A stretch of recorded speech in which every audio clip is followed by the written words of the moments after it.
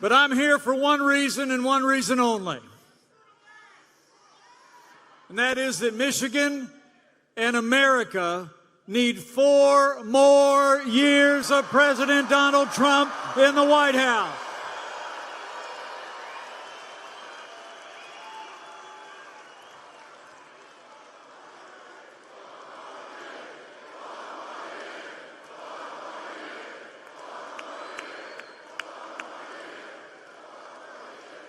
You know, I'm here because I stand with President Donald Trump. And when this president stands up for American jobs and American workers, I stand with President Donald Trump. And when this president stands up for faith and freedom in our armed forces, I stand with President Donald Trump. And like all of you gathered here, when this president stands up to the do-nothing Democrats with their endless investigations and their partisan impeachment, we stand with President Donald Trump.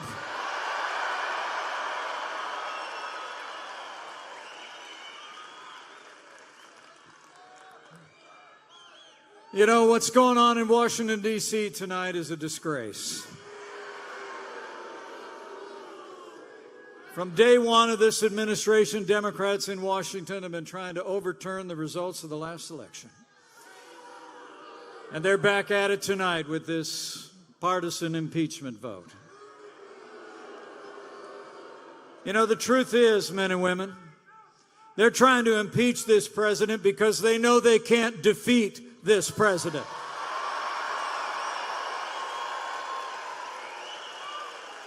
They're trying to run down our president because they can't run against our record. They can't run against his results. They're pushing this partisan impeachment because they know they can't stop you from giving President Donald Trump 4 more years in the White House. It's true. You know,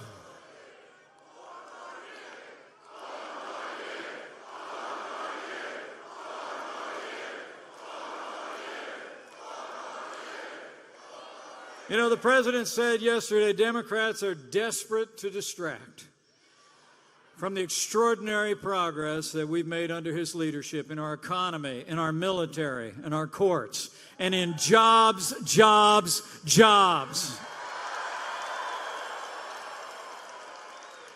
You know, despite 3 years of constant resistance and obstruction in this partisan impeachment, men and women of Michigan, we are still winning, and America is winning like never before.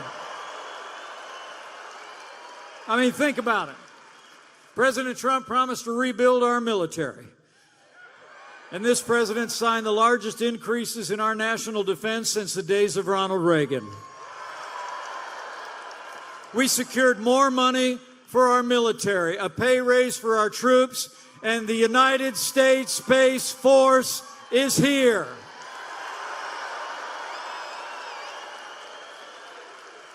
Under this commander-in-chief, we've made the strongest military in the history of the world stronger still. And with that renewed American strength, we've taken the fight to radical Islamic terrorists on our terms, on their soil. And last year, the armed forces of the United States captured the last inch of territory beneath the black flag of ISIS.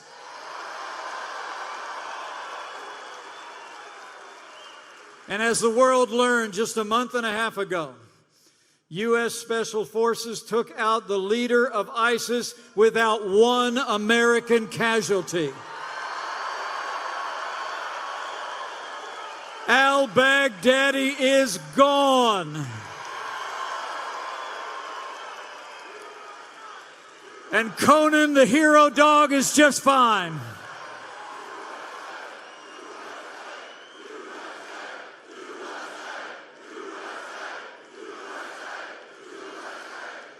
And President Trump promised to secure our borders as well.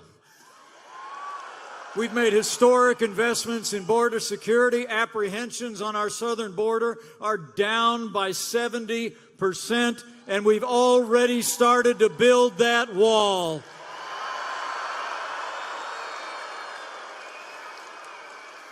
And President Trump promised to appoint strong, principled conservatives to our federal courts. And he's done just that.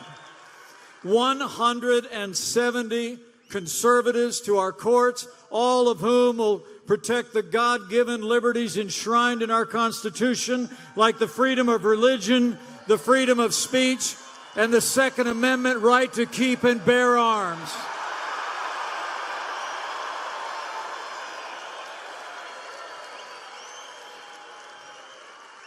So he stood for our security. He stood for our values and our ideals. And I couldn't be more proud to serve as vice president to a president who stands without apology for the sanctity of human life.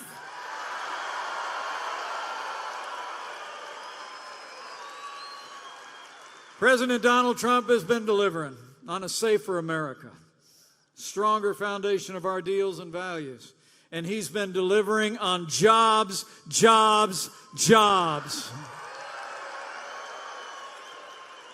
From the first day of this administration, President Trump promised to revive the American economy, and he's done just that. We cut taxes across the board. We rolled back red tape. We've unleashed American energy, fought for free and fair trade, and the American economy is booming.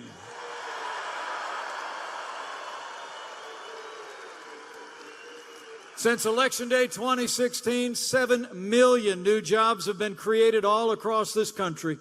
Unemployment's at a 50-year low. The stock market is soaring, and there are more Americans working today than ever before in American history.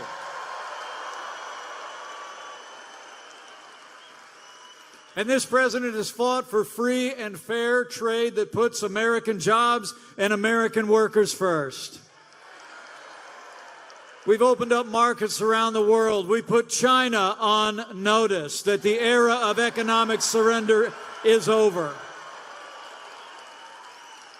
And 1 year ago, President Trump negotiated the largest trade deal in American history.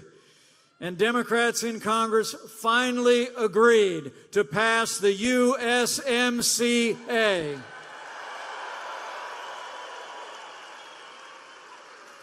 It's a win for American workers. It's a win for American farmers all across Michigan, all across America. And you know, when that bill comes to the floor of the Congress, there's going to be a lot of people taking credit for it. But I was there every step of the way. And I want to tell you, Michigan, President Donald Trump got it done.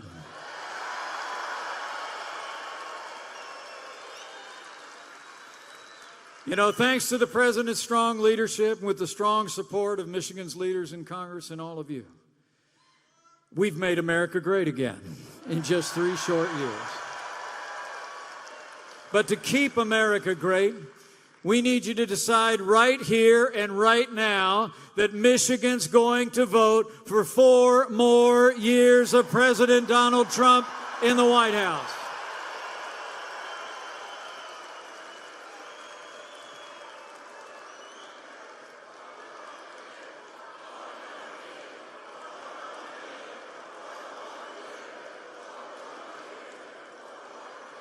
You know, 4 more years means more jobs.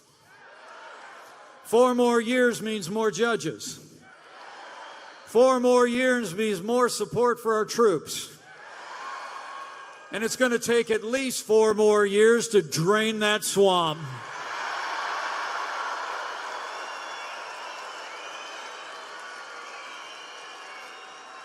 You know, the choice in this election couldn't be clearer and the stakes couldn't be higher. Today we have a president who loves this country. He stands by our military, by law enforcement, by our workers, and by our freedom. He never quits. He never backs down. He believes in you, and he fights for you every single day. And then you got all these Democrats running for president out there. You know, the truth is today's Democratic Party has been taken over by radical leftists who want higher taxes, open borders, late-term abortion, and socialist policies that would crush this economy. And worst of all, after a sham investigation, tonight the do-nothing Democrats are voting to impeach our president. But don't worry, Michigan. As the president said, voters are wise. They see straight through this empty, hollow, dangerous game. And I know you do.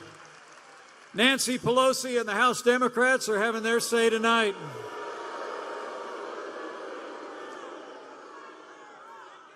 But the Republican Senate is going to have their say in January. And I know that here in Michigan and all across America, voters will remember in November. And we'll vote to elect a new Republican majority to the House. We'll send John James to the Senate, and we'll re-elect President Donald Trump for 4 more years.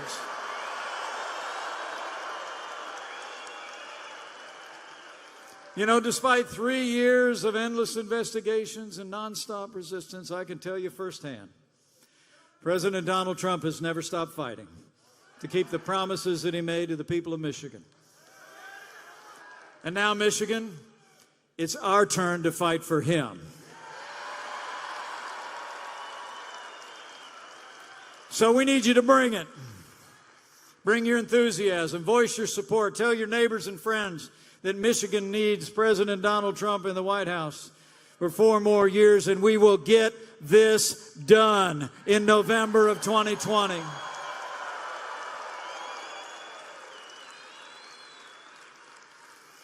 Now, the president's going to be out in just a few minutes. But he wanted to wait to see that strong, unified Republican vote on the floor of the Congress tonight.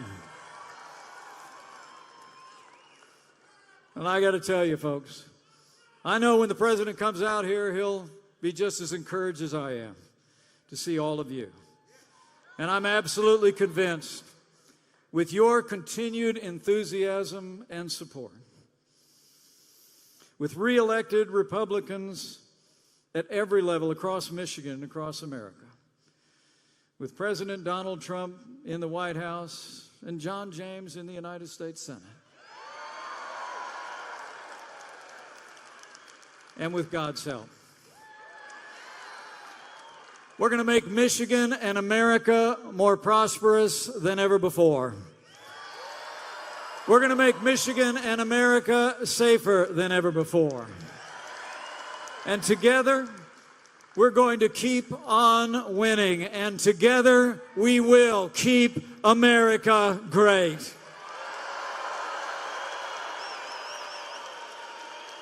So thank you very much, Michigan. God bless you, and God bless America. Thank you. Thank you. Thank you to Vice President Pence. He's a good guy. We've done a great job together. And Merry Christmas, Michigan. Thank you, Michigan.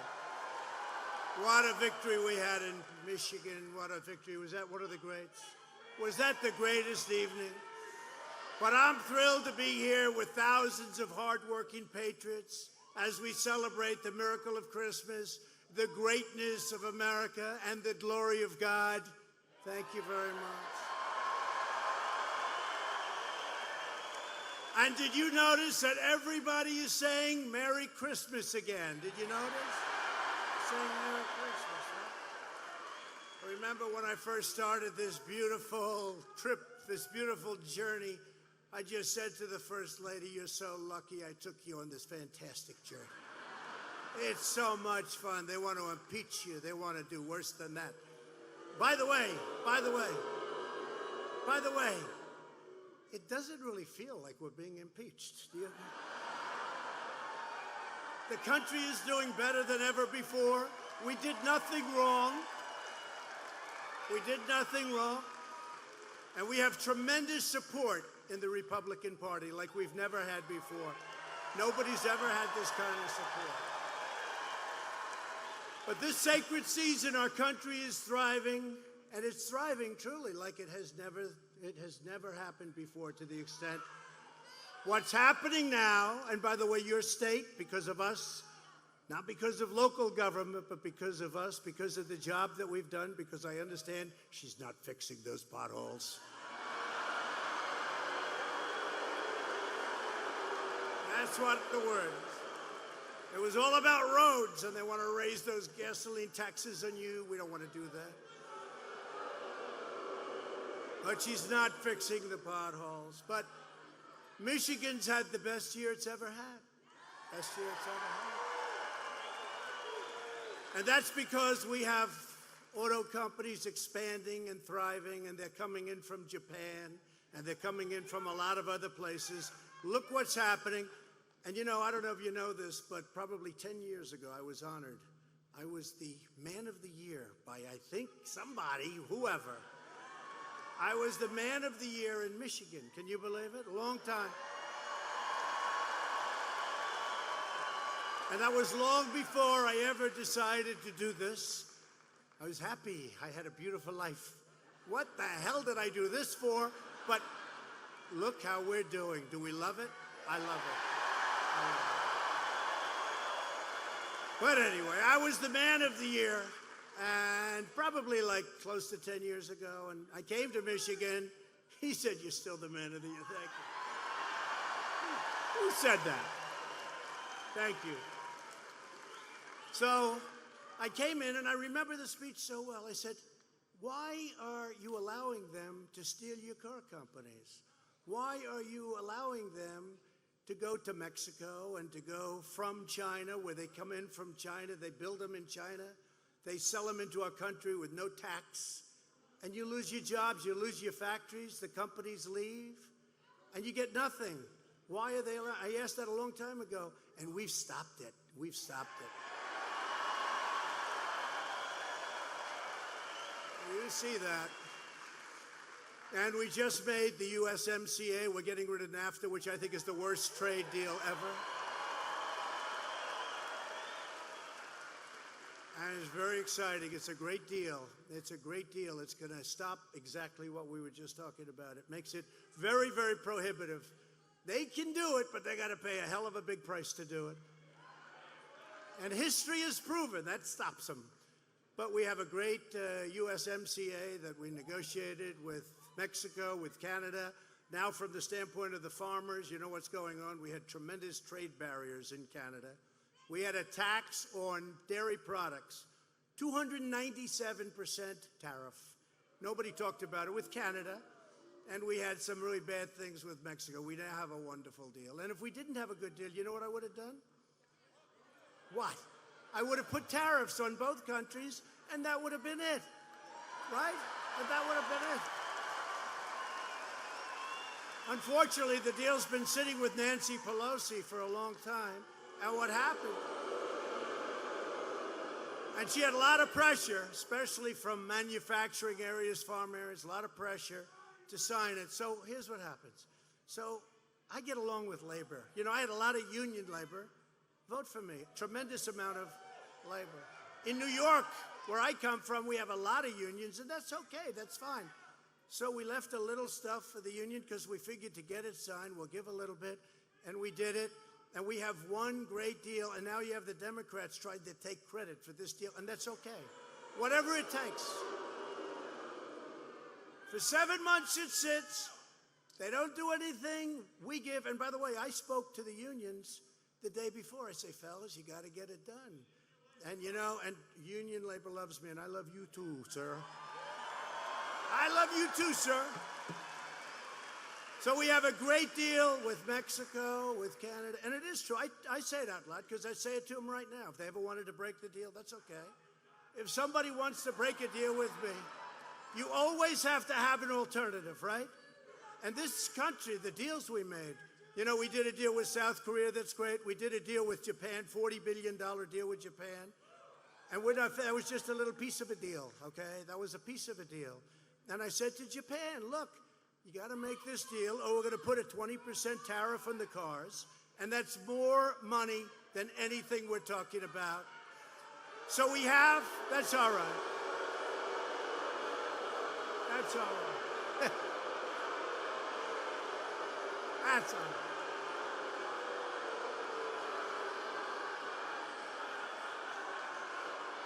That's all right.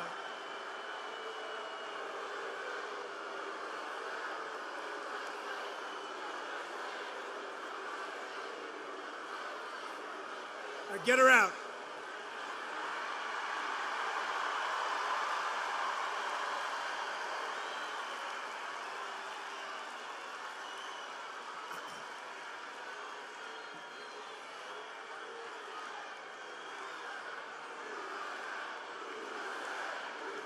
Get her out of here.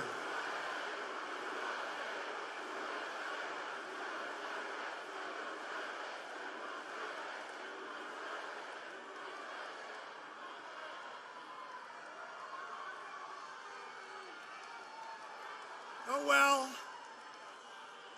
you're about to hear the greatest speech you've ever heard, and that's going to be the publicity, because all the fake news back there will say, massive riot. Massive riots. Fake news. But seriously, look, they won't say it. They won't say it. Because when we have protesters all in favor, they don't talk about it. But there's a slob. There's a real slob. Wait. Wait a minute. She'll get hell when she gets back home with Mom. But she made, look, she screams a little bit, and you know what I like to do? Avoid them.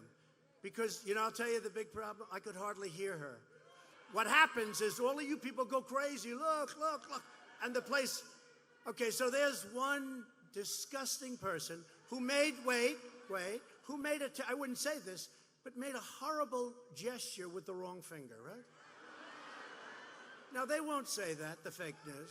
They won't say, if one of us did that, it would be like the biggest story ever. I think it's terrible. And I'll tell you the other thing. I don't know who the security company is, but the police came up, but they want to be so politically correct. So they don't grab her wrist lightly and get her out. They say, oh, would you please come? Would you please come with me? Sure. Ma'am, would you? And then she gives the guy the finger, and oh. You got to get a little bit stronger than that, folks. No, I hate to see it. I hate to see it. But of course, the guy's afraid that, you know, he'll grab her wrist lightly and he'll be sued for the rest of his life, that you've destroyed her life. No, but I think it's a terrible thing. And here's what happens, though. These fakers back there, they're the most dishonest people in the world. They'll go back.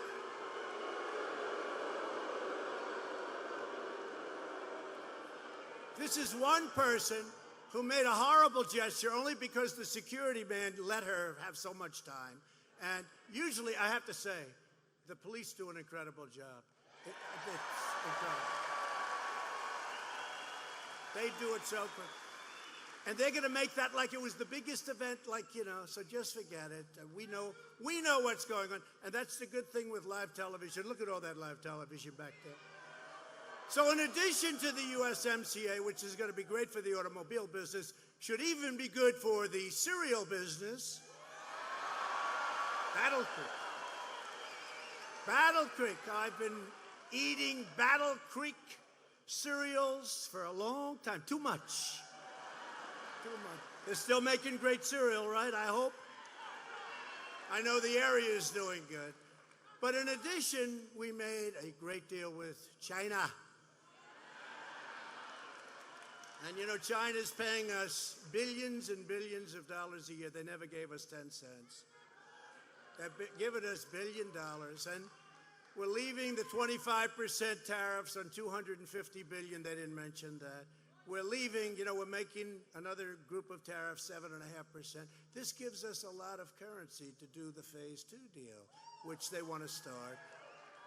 But we're taking in billions of dollars, and to help the farmers who were targeted, 16 billion and 12 billion the previous year, helps the farmers. So you know what we do? Out of that big check that we get, that money flows into the Treasury, right? Out of the big check, we gave the farmers $16 billion and $12 billion for the previous year. And the incredible thing, and I was with a lot of farmers. I was with a group of 36 farmers at the White House. You know what they said to me? I said, don't worry about it. We're going to take care of you guys. And I used a bad word. You know what word I used? We're going to get you a subsidy. And they said, this is 2 years ago. I said, how much were you targeted for? This was the first year. 12 billion, sir. The second year was 16. They were targeted. That's what they didn't get from China. So I said, it's all right, we're going to give you a subsidy of the same, and we're going to take it out of the tariffs, and we're going to have billions and billions of dollars left over. And they said, sir, we don't want money. We just want a level playing field. I've never seen that before. I've never seen that before. It's true. They just want to be able to have a level playing field. I thought, because, I sit at a lot of those meetings, and whether it's countries or whether it's companies, everybody wants money. The farmers just wanted a level playing field. But we took good care of our farmers, that I can tell you. And we made the largest ever investment in our military, $738 billion, all made in the USA, right? All brand new. So we will have invested in our military since I'm here, which is less than 3 years. Our military, by the way, in all due respect to the previous 2 administrations, our military was depleted. It was depleted. It was in bad shape. We had fighter jets that were 35 years old. We had planes that were 60 years. You heard where the father flew them, the grandfather flew them, and now the young son comes in. We've got the best equipment in the world. Now, spent $2.5 trillion, made in the USA, $2.5 trillion. We will shortly, that'll be all finished. We're going to have the greatest, we have the best planes. We're going to have the best ships. We're building a lot of ships now. We're building the most powerful weapons in the world. Now, we don't want to even talk about it. We never want to use them. But the way we're not going to have to use them is if we have them. We're building submarines, the power of which nobody's ever seen before. Nobody's ever seen before. It's funny, we have these companies come, and I like to make good deals, you like to make good deals. That's what we do, right? So these really countries that come in, prime ministers, presidents, sometimes dictators, those we can't deal with too much. Sir, we'd like to buy a nuclear submarine. I say, no thanks. I turn them all down. You have no idea how many people, but we're building they're the most powerful weapons ever made by man or womankind. I say mankind and womankind. See, in the old days, I would say mankind. Now I say mankind, womankind. This way I don't get in trouble with our friends. But we have the most powerful in the world, and what we're doing is incredible. What we're doing with missiles, with rockets, with everything.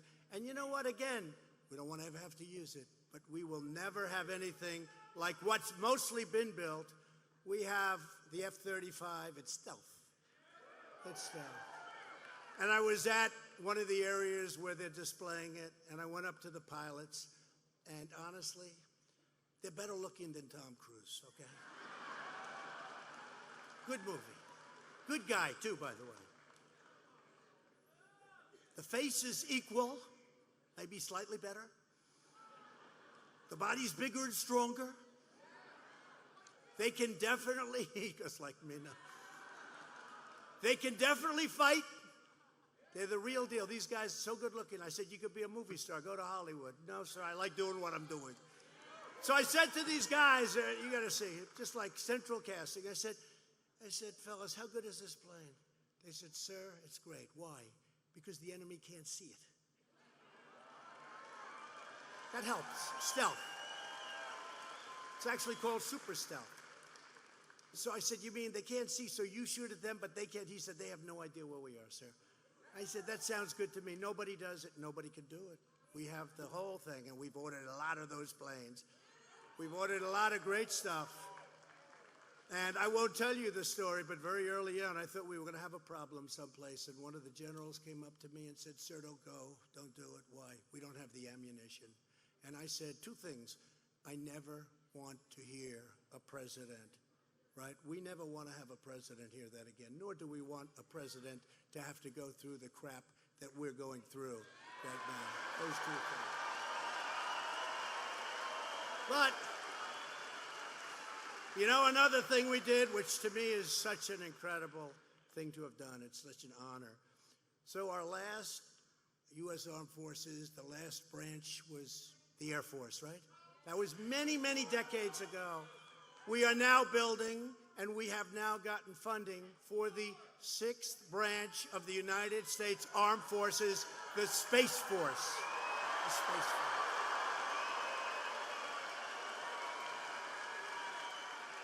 So I'll be able to tell my kids someday and everybody else, see that Space Force? That was my baby. And you think that was easy? That's not easy. Because you have Democrats that do not like our military. They do not like our military.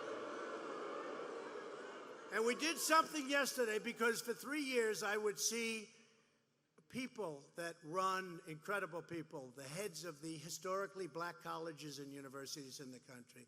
And every year they'd come in and they'd be looking for help. They needed help, and they do need help with it, and it's great. And they do an incredible job. So many great schools, but they need help. And every year they'd have to come and come. I got to know them, actually. I said, the only bad thing is you won't see me too much anymore because we just provided record funding for our nation's historically black colleges and universities.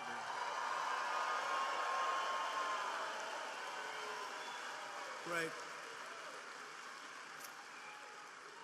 And it's long term. They're not going to have to come. So I said, look, you know, we could do it where we do it every year, or we'll do what we have. What do you want? They said, let us just have it.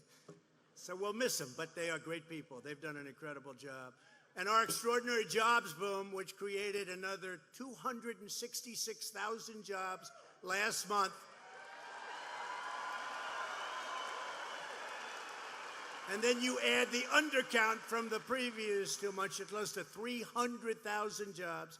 And you know, they said, if you're a business watcher, which I am, I love watching business, but they said they were guessing could be 70,000, could be 80,000, maybe 90, maybe 110, somebody said. Then the number comes out, 266,000 with an adjustment. Remember about 4 months ago when we had one little period, right? We had one little period where there was a little downturn. They said, oh, we think we're going into a recession. I said, don't worry about it. We think we're going into a recession. They were willing to lose their wealth. They were willing for their stocks and whatever the hell they own. What do you guys own back there? Let it go. They'll go bust. They don't care. Anything to get rid of us. Not me, us. And you know what? Then all of a sudden, and now for the last couple of weeks, we've set brand new records in the history of the various stock markets.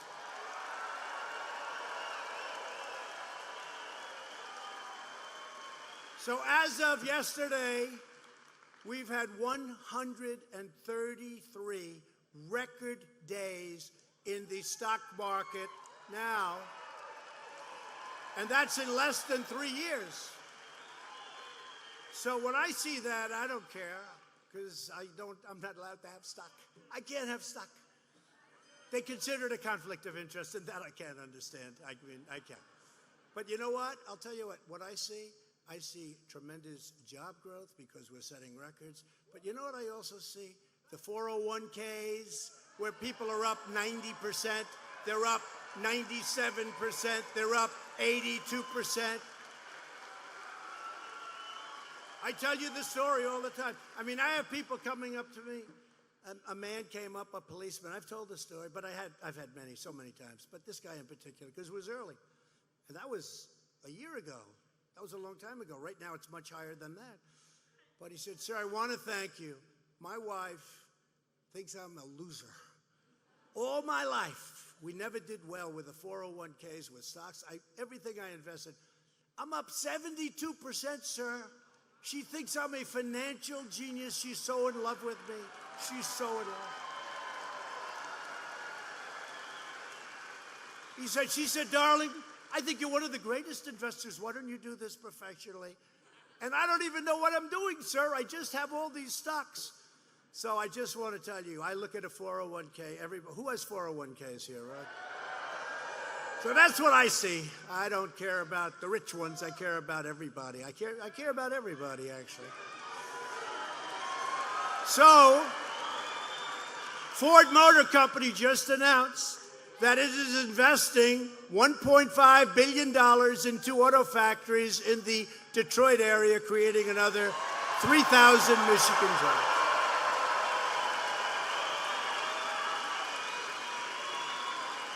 And that's on top of the many other investments we've gotten from Japanese companies, car companies, and other companies. But they're all coming in, and a lot of them are coming to Michigan. And I say, hey, go to Michigan. Sometimes they'll go south, and that's okay, whatever. I want them in this country. But ideally, I want to fill them up. We're doing so well in Michigan with the auto companies. Now you're back. You're back. So you're back. Very proud of it. Very proud of it. But while we're creating jobs, fighting for Michigan workers, and achieving numbers that you've never seen before, incredible victories for the American people are happening. The radical left in Congress is consumed with hatred and envy and rage. You see what's going on. I'll tell you, these people are crazy. You ever hear it's the economy, stupid? You know, that was Clinton saying, if you have a good economy. I have the greatest economy in the history of this country. And nobody talks about it. Nobody talks about it. You know, if you're a Democrat, they say, oh, it's if the economy's any good. And let me just tell you a little secret. If crooked Hillary would have won, your economy would have crashed. You were going down. The regulations were taking it down. The taxes were taking it down. Instead of being up 92% or whatever you're up, a lot, you would have been down. You would have been in less than half. It was crashing. For all those people that would say, oh, it's the Obama. Let me tell you something. You were dying. And if you look at that first period of a couple of months, it was a disaster. But it was heading south. As sure as you're standing, and I'm sorry we couldn't get you seats, we didn't have any room. And by the way, 20,000 people outside had to leave. You know? It's so cold outside, we told them, don't worry about a screen, go home. Go home and watch. But we had, this is about a 5,500 seat arena. And I said to my people, why so small? Are we spoiled? I watch these guys come in like Biden. He has a big rally, and they get 93 people show up. No, it's true. I don't understand it. And did you see the new polls from USA Today came out? I'm killing everybody. And they hate me. USA Today hates me. USA Today hates me. But there's a poll, we're beating everybody. But, so Biden has this rally, like, you know, they got 200 seats. But only a small number of people. So you know what they do? They set up a round table. So think of these people. They come in, they think they're going to listen to a speech. They end up sitting on a round table discussing. They must have been happy, right? We don't have enough room for round tables. I'm sorry, Father. No, they set up a round table, but I think we're doing great. And you know, how do you beat what we've done? With the economy, with our great vets, with choice. You finally got choice. They've been trying to get it for almost 50 years.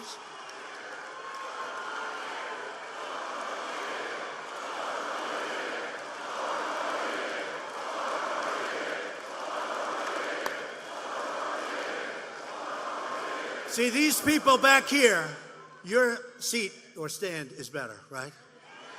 Right? But you know what? They're going to be much more famous. because the cameras can't see you. They can only see them. And you know, the other thing, the cameras, you ever notice, I go to these stadiums, 25, 30,000 people, they never show the crowd. You know why? Because they don't want to have... If crazy Pocahontas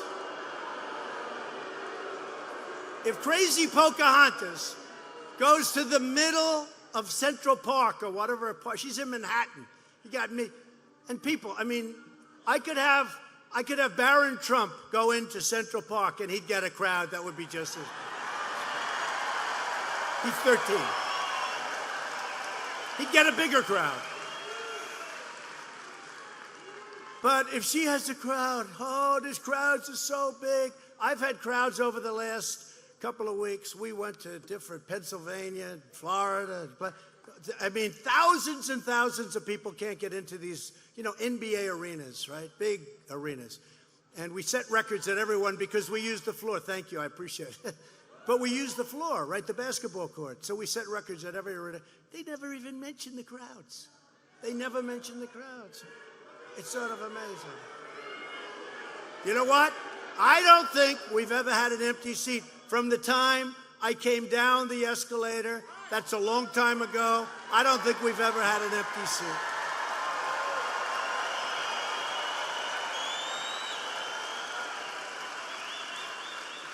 Now, what the crooked media does, though, if you got, like, over here, look how packed it is, and there's thousands outside, but please go home, you're going to catch a pneumonia. But here's the thing. If this man and that beautiful woman happen to get up because they want to go to the bathroom, those cameras will turn to those two seats, and they'll say, Trump was unable to fill up the arena. You know? I always get nervous when I see I know they're coming back. Nobody ever leaves our speeches. Because is there a better place to be in the world than a Trump rally? No place. No place. But every time I see a man get up, I see a beautiful woman with a baby, and they're getting up. The baby's going crazy, and they're getting up. They're going to take it. But I know they're going to be right back. And I say, fill those two seats. I don't want them to see it because they'll say, couldn't fill up the arena. These are truly dishonest people. Okay. After 3 years of sinister witch hunts, hoaxes, scams, tonight the House Democrats are trying to nullify the ballots of tens of millions of patriotic Americans. Capped off with one of the greatest election evenings in history. Was that the greatest?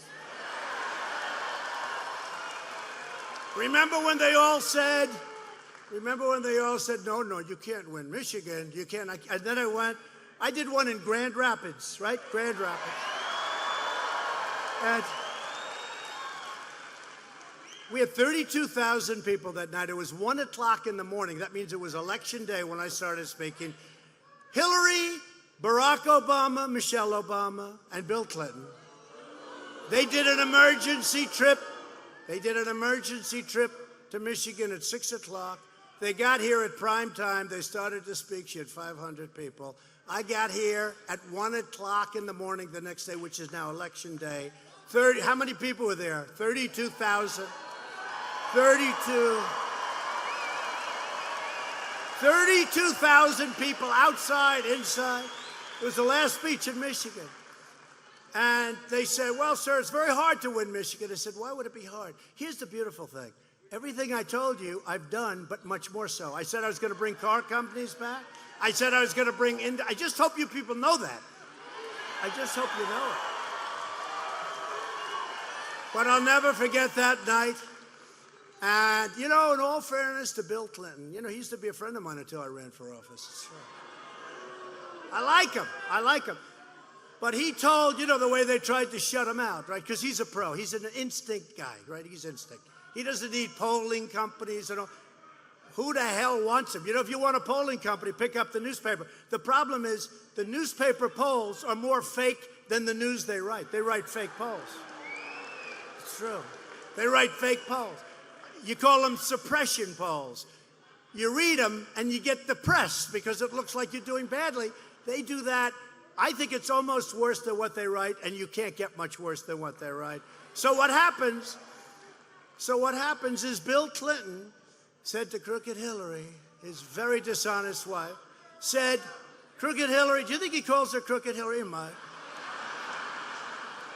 Maybe he just calls her crooked. He said, Crooked, I'm telling you, Crooked, I don't like what I'm seeing in Michigan. I don't like what I'm seeing in Wisconsin either. Said, I took a trip to Wisconsin, and I'll tell you what, they had those Trump-Pence signs all the way to the convention area, every lawn. I don't like Wisconsin. And they said, oh, don't worry about it. What the hell does he know? They told him, what do you know? Remember they shut him out at the end? They didn't want him talking. He was right. I mean, I don't want to cause any problems in the family, but he was right. But he talked about Wisconsin, and he talked about Michigan. He said, Crooked, I'm telling you, Crooked, I don't like what I'm seeing in Michigan. I was in Michigan, and I'm telling you, you had those damn signs. I saw some houses where they had 4 of them on one lawn and 2 of them on the car.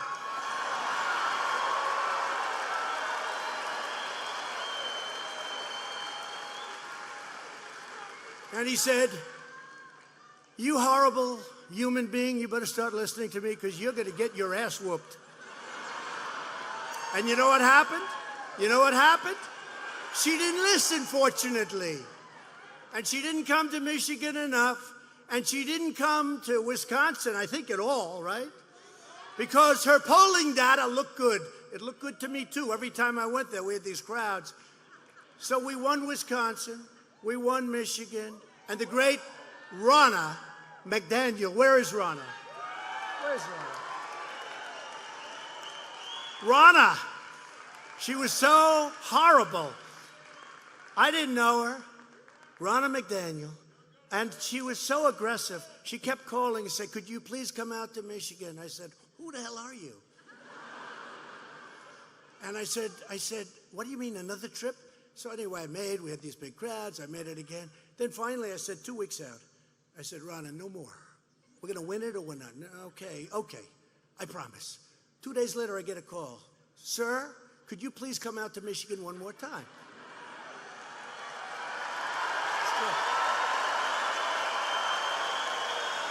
So I said, she was the campaign chairman in Michigan. So I said, okay. And then I got the ultimate call. 6 o'clock in the evening for this final deal in Grand Rapids. Sir, could you come to Michigan tonight? And I thought I was just about finished. I went to a last great state. And I said, it's over. Now I sit back and I watch it. Let's see what happens, right? But she said, could you come to Michigan? I said, that is the most aggressive human being I've ever met. And we did it.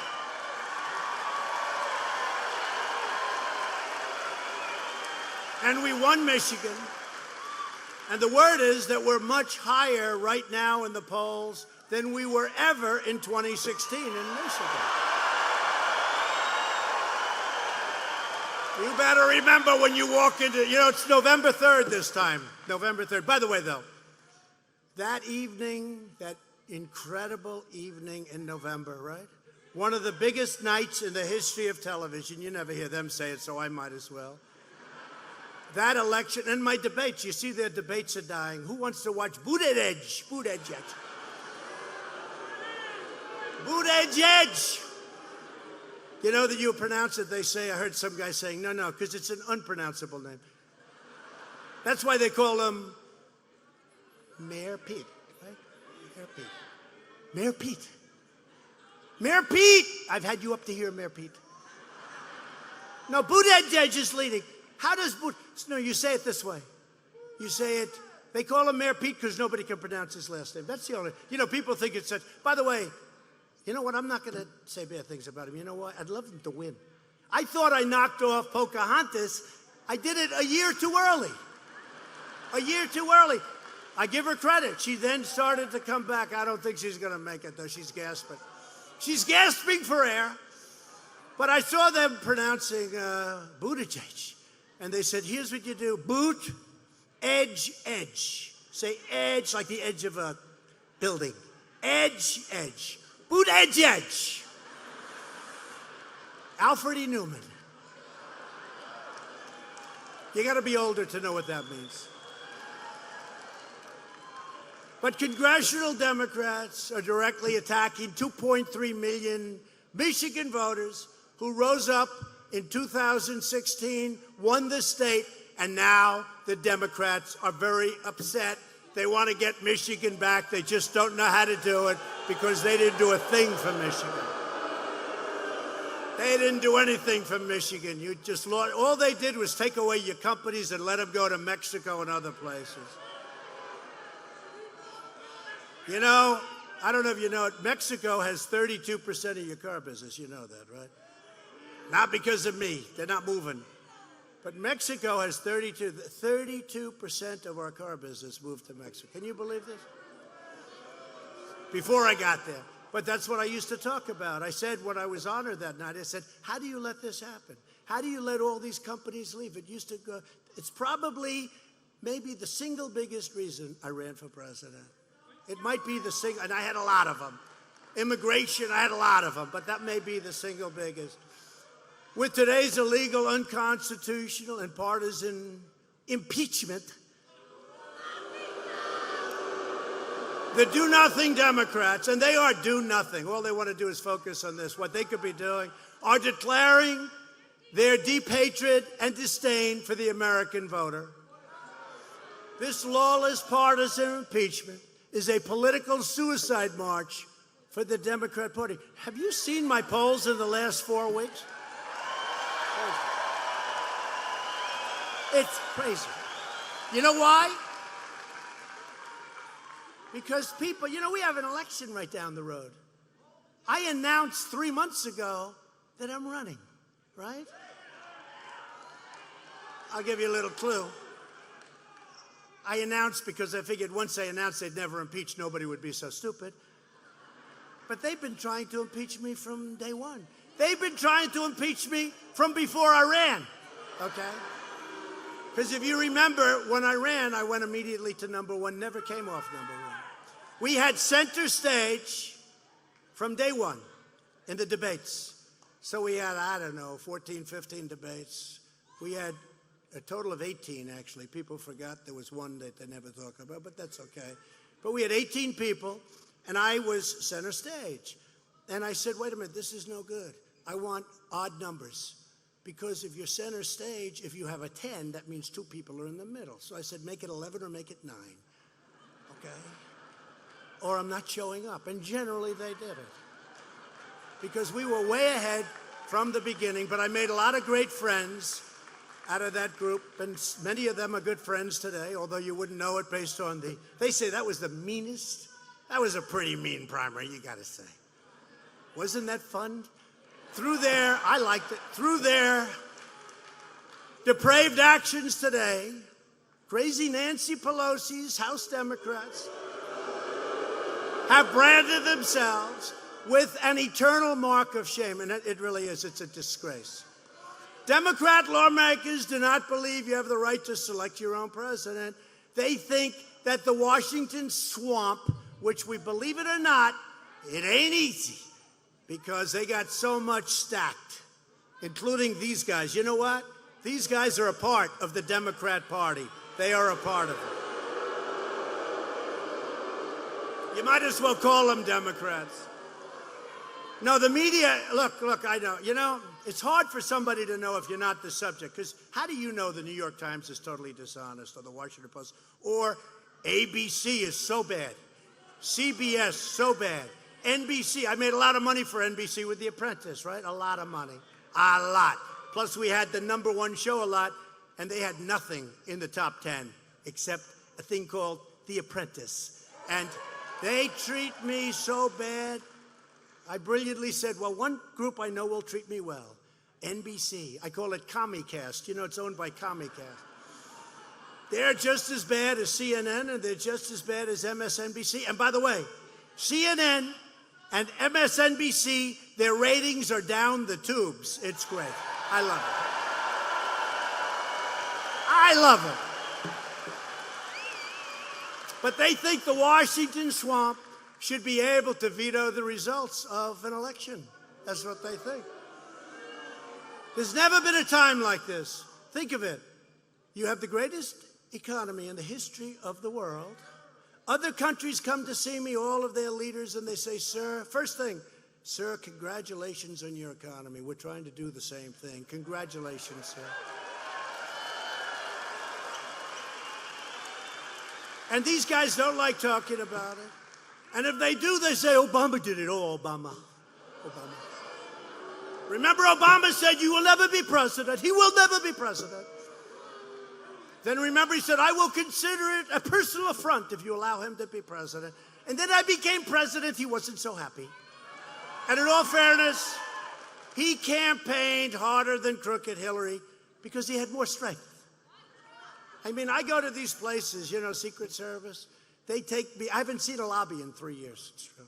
I go through basements. I pass compactor plants. I know more about compactors from this job. I don't see lobbies. I say, fellas, you think you could ever maybe take me through a lobby? No, sir. But I'll tell you what, I go upstairs, downstairs, all around. They're taking me up 3 flights, go down 1. I said, are we almost there? Yes, sir, another 4 flights. And I say, you think Hillary could do this? I don't think so. They'd bring her back home. She wants to go to sleep. And now I hear she wants to run again. Wouldn't that be great? Oh.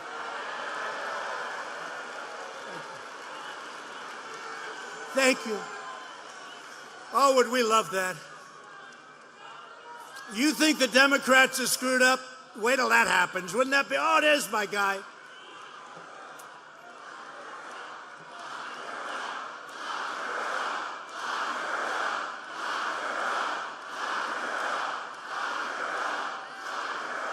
Well, look, based on the FBI report, you just saw what happened with the IG where they came out with the FBI. Based on that, you know what? I never stopped you, but now think of what they did. Think of what they did. Think of how dishonest it all was. They shouldn't even be allowed to have an impeachment because it was based on dishonesty. It was based on illegality. She went out and they paid for a fake dossier. They gave money to foreigners to write a fake dossier, totally disproven, totally fake. The FBI then took that fake dossier and they used it in the FISA court to get approval to spy on my campaign. And if we were Democrats, they would have been in jail 2 years ago. It's a disgrace. Think of what they did. So they used this fake dossier, and they brought it before this big deal court. It's a big deal, the FISA court. And they said this stuff, and they lied about it. Because Comey, who's another beauty, did I do a great job when I fired his ass? What a great job. Oh, no, they had bad plans. No, I did a great thing. That was like throwing a rock at a hornet's nest. Did that place explode? And then we learned about Lisa Page and her wonderful lover, Peter Strzok. I love you, Lisa. I love you more than anybody in the world. I love you more than anybody in the world. Causes problems with the wife, but we won't talk about that. Those tapes didn't work well. Now, how about those statements, right? And then they say, in all fairness, I really like the report, but how does the Inspector General say? Because don't forget, he was appointed by Obama. So I'm not knocking him because he gave us a lot of nuggets, but we had a lot of those nuggets. How does the Inspector General say, you have these horrible, he's going to lose, isn't he? He's going to lose. Or she's going to win 100 million. Do you see all the zeros? It was like, I'm looking, I think it's 100.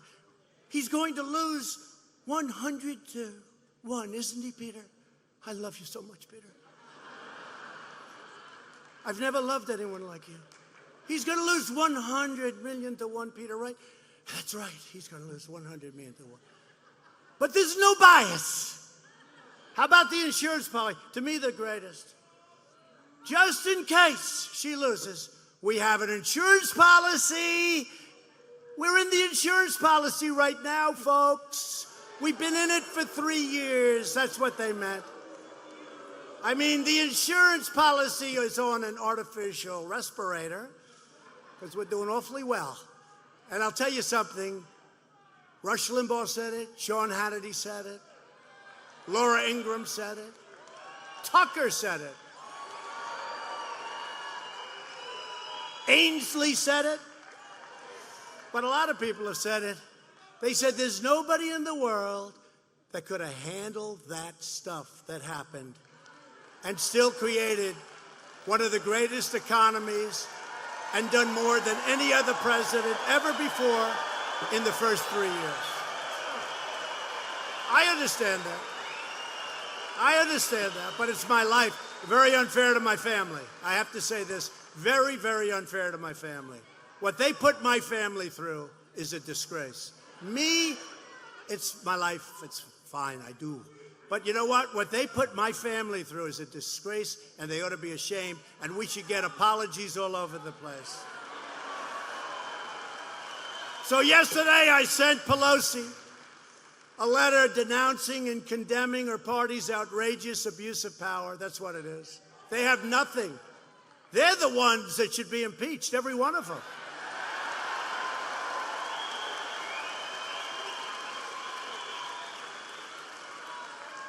I mean, you got this guy Schiff. He makes up a statement, and he goes in front of Congress where he has immunity, and he makes up a statement from me that's totally fictitious, totally out of thin air, the worst statement I've ever heard. Many people saw it. I had a person 2 weeks ago said, I didn't love the statement you made. I said, really? Didn't you read the, transcripts? Right? I always say, read the transcript. But didn't you read it? No, I heard it on television. I watched Adam Schiff. He made it up. I then sent him the transcript. He said, oh, now I feel better. That's perfect. I call it perfect. He called it perfect. Everyone calls it, if you read it. But here's the thing. He makes up this statement, and it finished. Didn't he have 8 quid pro quos? 8. Could you imagine you're dealing with a country, and you say 8 times that you got to do something. The first time, they say, well. The second time, they say, that's strange. Third time, they say, what's wrong? You said 8 times? 8 times. They'd have you arrested, they'd have you put into an insane asylum. But he actually said, I think he said 8, not 7, 8. And then he finished with, don't call me, I'll call you. Can you imagine? The President of the United States, don't call me, I'll call you. You know what that is? That's a mafia statement, okay? That's the head of the mafia saying, don't call me, I'll call. This guy actually said that. And then he walked away. And people became incensed because they knew that wasn't the people that read the thing. Most people believed him because, he's a corrupt politician, 100%. No, he's a corrupt. And then I see him. By the way, you ever see this guy? He walks up to the mics. I mean, we're not, in all fairness, look, I don't want to be, because with Me Too, I never even think about looks anymore, okay? I don't talk about looks of a male or a female. But in his case, let's just say, last time I'll ever refer to this, he's not exactly the best-looking guy we've ever seen. So, no, any mic, he walks up to the mic, and he's so this is a sad, sad day for America. Our president is an employee of Russia. I have absolute proof that the president, this is at the beginning, and every week they say, where's the proof? It's coming. It's coming. Then we get the Mueller report. Nothing. And I'll tell you what, I know some of the people in this audience. If I spent, not 45 million, not 18 Trump haters, okay? I call them the angry Democrats. It was 13, then it went to 18, and then Mueller. Did Mueller do a good job? Did he do a good job? How was his performance in front of Congress? Not the best. But think of this, 45 million they spent. And I heard somebody say, well, we got back some of that money. Let me tell you, you cost this country billions and billions and billions of dollars in all of the things that didn't get done, in all of the embarrassment to our country. You cost billions and billions of dollars, and it was a hoax. But this guy Schiff, I have absolute proof. I have this, I have that. this guy. Anytime he sees a camera, and he's stone-faced, right? Stone-faced. He's a pathological liar. He gets up, and I've never seen anything like it. Even I was saying, I wonder what he has. What does he have? He says, I have absolute. I said, I haven't spoken to Russia in years. What the hell do I have to do with Russia? But this guy gets up. Oh, I think we have a vote coming in. So we got every single Republican voted for us. Whoa. Whoa. Wow. Wow, almost 200. So we had 198, 229, 198. We didn't lose one Republican vote. And 3 Democrats voted for us, Haley. Haley! Wow. Thank you, Haley. Great job. Wow. The Republican Party has never been so affronted, but they've never been so united as they are right now, ever. Never. And I know the senators, and they're great guys, and women, too. We have some great women. We have great guys. They're great people. They love this country. They're going to do the right thing. They're going to do the right thing. So I said in my letter to Pelosi, I love that. You know, usually there's 1, 2. The Republicans, look, I've said it for a long time. The Democrats are lousy politicians. They really are. They've got horrible policies, open borders, crime is fine, drugs pouring through. I mean, think of what they do. Sanctuary cities, they love sanctuary cities, you know. They're lousy politicians, but they have one thing, 2 things. They're vicious. They're the most vicious people. The Republicans aren't as vicious. They may learn to be vicious after going through this stuff. But the other thing, the Democrats always stick together. Now think of it. 3 Democrats went over to our side. No Republicans. It's unheard of.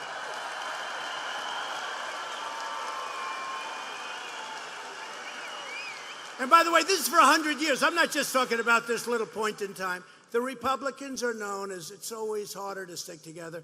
These people are great. We have a great Republican Party, and we have to get that change. We have to take back the House. You'll have the greatest health care ever if we take, and by the way, we had another victory. The individual mandate, just a little while ago, came over the wires. It was just upheld. The individual mandate is now gone, the most unpopular part of Obamacare. It was just upheld. So I said in my letter to Pelosi, by proceeding with your invalid impeachment, you're violating your oath of office. You're breaking your allegiance to the Constitution. You're declaring open war on American democracy. You dare to invoke the Founding Fathers in pursuit of this election nullification scheme, yet your spiteful actions display unfettered contempt for America's founding and your egregious conduct. And listen, though, it's so true. It threatens to destroy what our founders pledged and, in fact, their very lives to build. You are the ones interfering in America's elections. You are the ones subverting America's democracy. We did nothing wrong, nothing whatsoever. This was just an excuse. You are the ones obstructing justice. You are the ones bringing pain and suffering to our republic for your own selfish, personal, political, and partisan gain. They're bringing pain. The work we could be doing on lowering drug prices, on getting rid of these horrible, horrible situations. You know, in the border, the woman is okay. Is she okay? Okay. Thank you very much. Thank you. I mean, some of these people are waiting here for 3 days, right? Thank you. They'll come back. Come back. Thank you. Merry Christmas is true. But what they've done with this perversion, it's perversion. And when you watch some of these people get up and speak today, they don't even listen. Oh, you have violated the Constitution. Well, what has he done wrong? Well, we don't know that.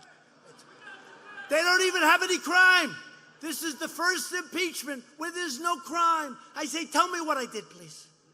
Well, we don't know. You violated the Constitution. You had Turley, who's smart, Alan Dershowitz, these guys, all of them. They say there's no crime. There's no crime, right? There's no crime. I'm the first person to ever get impeached, and there's no crime. I feel guilty. You know what they call it? Impeachment light. It's impeachment light. That's why, you know, with Richard Nixon, I just see it as a very dark era. Very dark, you don't even like to think. I don't know about you, but I'm having a good time. It's crazy. But I also know we have a great group of people behind us in the Republican Party. We really do. Maybe I wouldn't feel the same way, but we have a great group of people behind us. We had it in the House and we have it in the Senate. They're doing a great job. So I'm not worried. I'm not worried because it's always good. When you don't do anything wrong, you get impeached. That may be a record that will last forever. But you know what they have done? They've cheapened the impeachment process. And now anybody that becomes, this is a sacred position. Anybody that becomes president, I mean, they could have a phone call and they get impeached. So if the Republicans, if you had a Democrat as president, we have a Republican House, they don't like the guy for whatever reason or the woman, they impeach the person. It's cheapened it. It's exactly what our founding fathers didn't want, and they said it could happen, and it's happened. But I know one thing, Americans will show up by the tens of millions next year to vote Pelosi the hell out of office.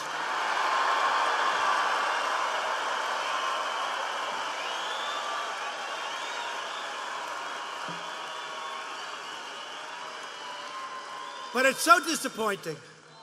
I see a woman, Carolyn Maloney. She's a long time, nothing much, believe me. She's a congresswoman from Manhattan, East Side. I was with her, her first race, I helped her. She was always so nice. Oh, thank you, thank you. I made lots of contributions over the years. You know, in New York, if you're not, it's like purely Democrat, especially Manhattan. So what happens, I make lots of contributions, years and years and years. I go run. The first person I see, Carolyn Maloney. I raise my hand to impeach. Well, give me back the damn money that I've been paying her for so many years. Let her pay me back all the money. Let her pay me back all the money. Then you have this Dingle. You know Dingle from Michigan? You know Dingle? You ever hear of her, Michigan? Debbie Dingle, that's a real beauty. So she calls me up like 8 months ago. Her husband was here a long time. But I didn't give him the B treatment. I didn't give him the C or the D. I could have. Nobody would have, you know. I gave the A+ treatment. Take down the flags. Why are you taking them down? For ex-Congressman Dingle. Oh, okay. Do this, do that. Rotunda, everything. I gave him everything. That's okay. I don't want anything for it. I don't need anything for anything. She calls me up. It's the nicest thing that's ever happened. Thank you so much. John would be so thrilled. He's looking down. He'd be so thrilled. Thank you so much, sir. I said, that's okay. Don't worry about it. Maybe he's looking up. I don't know. I don't know. Maybe. But let's assume he's looking down. But I gave him A+, not A, not B+, not B. I gave him the A+. And she called me so nice. Oh, I won't go into the conversation because it's not fair to do that. But all I want to say is, let's put it this way. It was the most profuse thank you that you could ever get. On a scale of 0 to 10, it was a 10. Okay, so that was, what, February or something. Now they talk about this phony impeachment. And she's out there, well, we have to look seriously at our president because he may have violated the Constitution of the United States. And I can't be happy with that because I love our country. I love this and I love that. She loves everything. I said, she's a no, okay? No, but I look at her, and she's so sincere, and what happens? I vote to impeach Trump. And you know what? I didn't say, who the hell knew this was even going to come up? I went through the whole Mueller hoax. They did this big report. I was totally exonerated. They didn't even bring it up at the impeachment because I was totally exonerated. If they saw one little kernel, one little quarter of a sentence, look what they did with one word. Remember this. What did I do? What did I do? It's us. But they don't say it that way. They say I. They read it totally different. You know, Schiff and his band of thieves. They read it. Now I say basically, very simple, do us a favor. Our country. Do us, not me. Our country. And then, what do I say? I say, the United States Attorney General of the United States could speak to you, would be great. Okay? Because it's known for major corruption. In fact, the new leader of Ukraine got in on a platform where he looks for all of the problems of dishonesty and everything that was going on in Ukraine, right? He looked for it. That's how he got into office. He got into office that way. So we take it, and they repeat it 1,000 times, and they never say it with the right. So I go wild. And we start, and the Republicans have got it right. Now we always correct them. But I use the word us. Us is the United States, our country. And then it actually says, I think, comma, country. But they don't say that. They say, do me a favor. How many times have you heard it? Where they say in a speech, and then the president said, do me a favor. Well, that's not what I said. I said, do us a favor, our country. And then I said, the Attorney General of the United States. I didn't say my campaign manager, okay? I said the attorney. And these people want to impeach the President of the United States for that? Oh! And then what happened, right? Then what happened? So then the President of Ukraine, who's a quality person, said there was no pressure exerted whatsoever. That was a killer for the Democrats, right? Then his foreign minister said the same thing. He said, there was no pressure exerted whatsoever. There was no pressure. That's a killer. So now, did you see what the Democrats did a couple of days ago? They tried to say that he's not a strong person, that he was weak. They used the word weak, that he was weak. And under the power of Trump, he said, do you know how insulting that is? Anybody that becomes president of a country, and that's a big country and it's a tough country, you got to be tough. He's tough. But so what they're saying now is he was weak because the wording just doesn't fit, okay? These are really dishonest people. And if the press was fair, this thing never would have happened. So the House Democrats are surrendering their majority, their dignity, their reputations. They look like a bunch of fools. And I'll tell you, we have a lot of new stars in the Republican Party. I could read off a list of 20 names. But they're giving up their honor, and they'll receive a big backlash at the box office. When you take a look, that ballot box on November 3rd, I think we're going to have crowds like we've never had. And I'll tell you something. It used to be, they'd always say, oh, the Republicans. In 2018, I didn't run. Right? They all said, oh, we didn't. Well, actually, we picked up 2 seats in the Senate that these guys never talk about.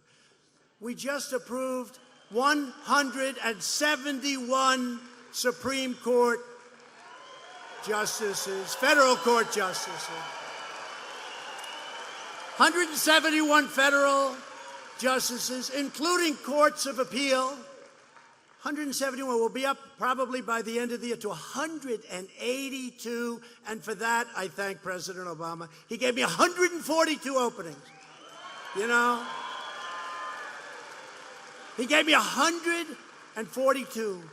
I said to him, my people, I got there, because they say the most important thing you could do as a president is judges and Supreme Court. We have 2 great Supreme Court judges, right? 2 justices of the Supreme Court, Kavanaugh, Gorsuch, 2 great men. They're great. And how about the pain that they put Justice Kavanaugh through, right? Over a phony deal, I hate to tell you. over a phony deal. What a disgrace. What they put that man through and that family through. Just remember it come November. You got to remember. It's a long time. You know, in the life of Trump, 10 months is an eternity. It's a long time. Somebody said, congratulations, sir, you're going to win. I said, don't say that. Just don't talk about it. Let's always pretend you're 1 point down, like last time. It's going to be close. No, it's going to be close. But what they put that man through was horrible. What they put his family through was horrible. And, you know, those stories largely have been recanted, and frankly, the ones that didn't recant, I don't know what a Supreme Court judge does, but he should sue them. He should sue them. So, we want to take back the House. We'll hold the Senate, and we'll keep the White House. You will have the greatest health care. You will continue with the greatest judges. You know, we have judges that are, we just had a great story in the Wall Street Journal. I have to be always very truthful, because if I'm a little bit off, they call me a liar. They'll say he gets a Pinocchio, the stupid Washington Post. They have Pinocchio. I mean, even if you like saying things perfectly, it's a Pinocchio. There's nothing you can say where you don't get a Pinocchio. But what happens is we have, Wall Street Journal the other day got the best story. They said, whether you like him or not, the job he's done on judges and Supreme Court justices, but the job he's done on judges is amazing. Say it's the most important thing. See, I don't agree it's the most. I say defense is the most, the military is the most. But once you're beyond the military, I mean, to me, defense is the most important, because without good defense, maybe we don't need judges so much, right? It's like somebody said, well, we violated the budget. I said, do me a favor. Don't worry about the budget. If we're attacked and aren't doing very well, and somebody says, well, at least we have a good budget, that doesn't work too well, right? That doesn't work. So we have great military, we have great judges, we have great everything. Drug prices down. For the first time in 51 years, drug prices came down. And that was with no help from the Democrats. If they helped, because you need their votes, if they helped, I could get those drug prices down 40 and 50%. Okay? And we just approved, and we're approving very soon for the governor of Florida, Ron DeSantis, where he can buy, he has the right to go, we're giving him the right to go and buy from a foreign country, where the prices for the identical drug are 50% less. And he's going to do that for the people of Florida. And we're going to do that for your governors if they want to do that. We'll get that down so far.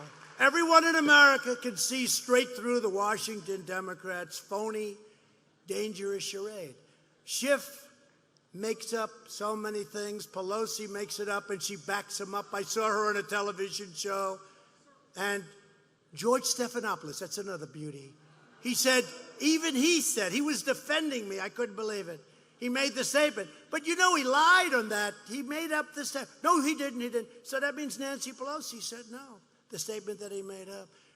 But it's all going to end soon, and it's going to come out to a beautiful, great victory for the Republican Party and for this nation.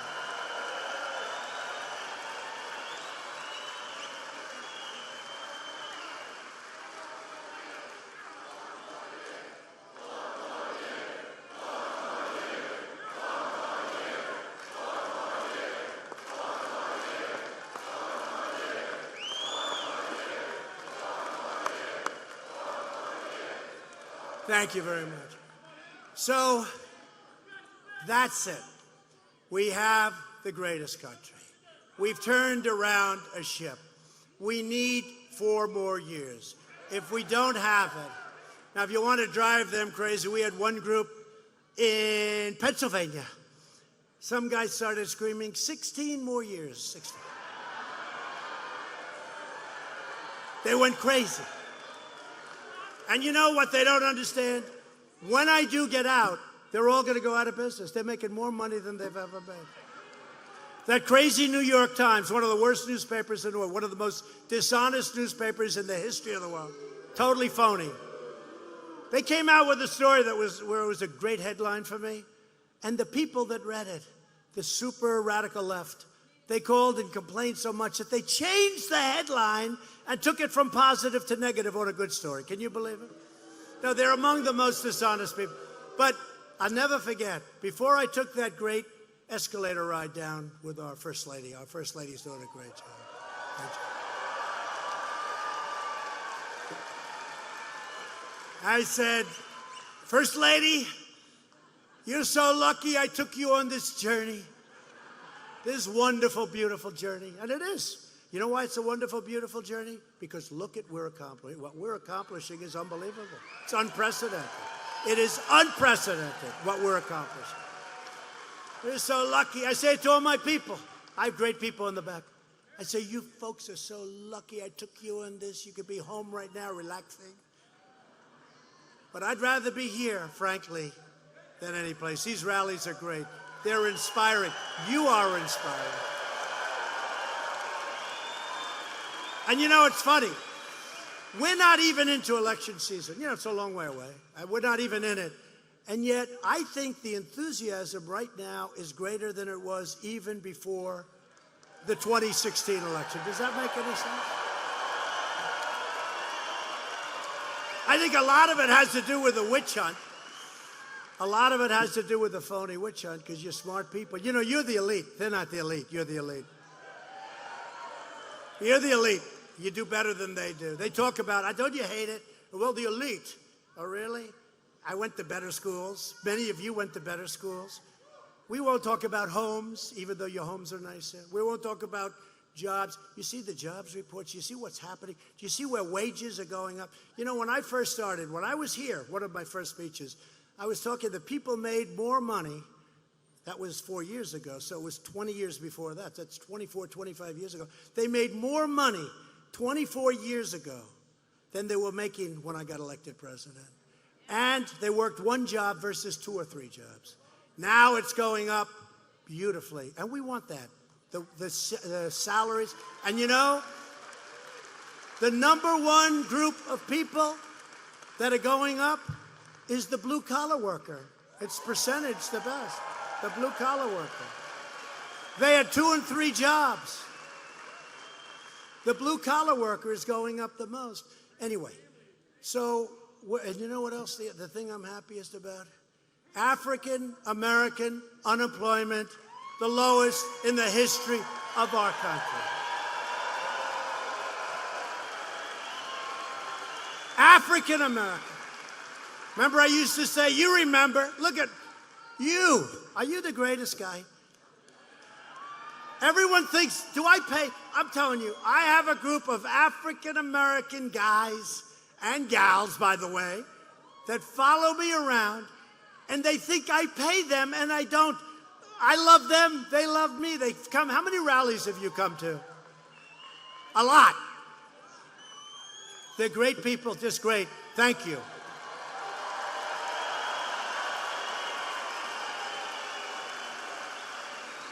I don't even know who the hell he is. Is that right? I don't know him, but I like him. I see him at so many rallies. I appreciate it. You and your group, they're great people.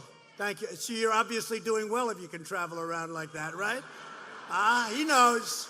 I appreciate it. I really do. I think it's fantastic. Thank you. Thank you.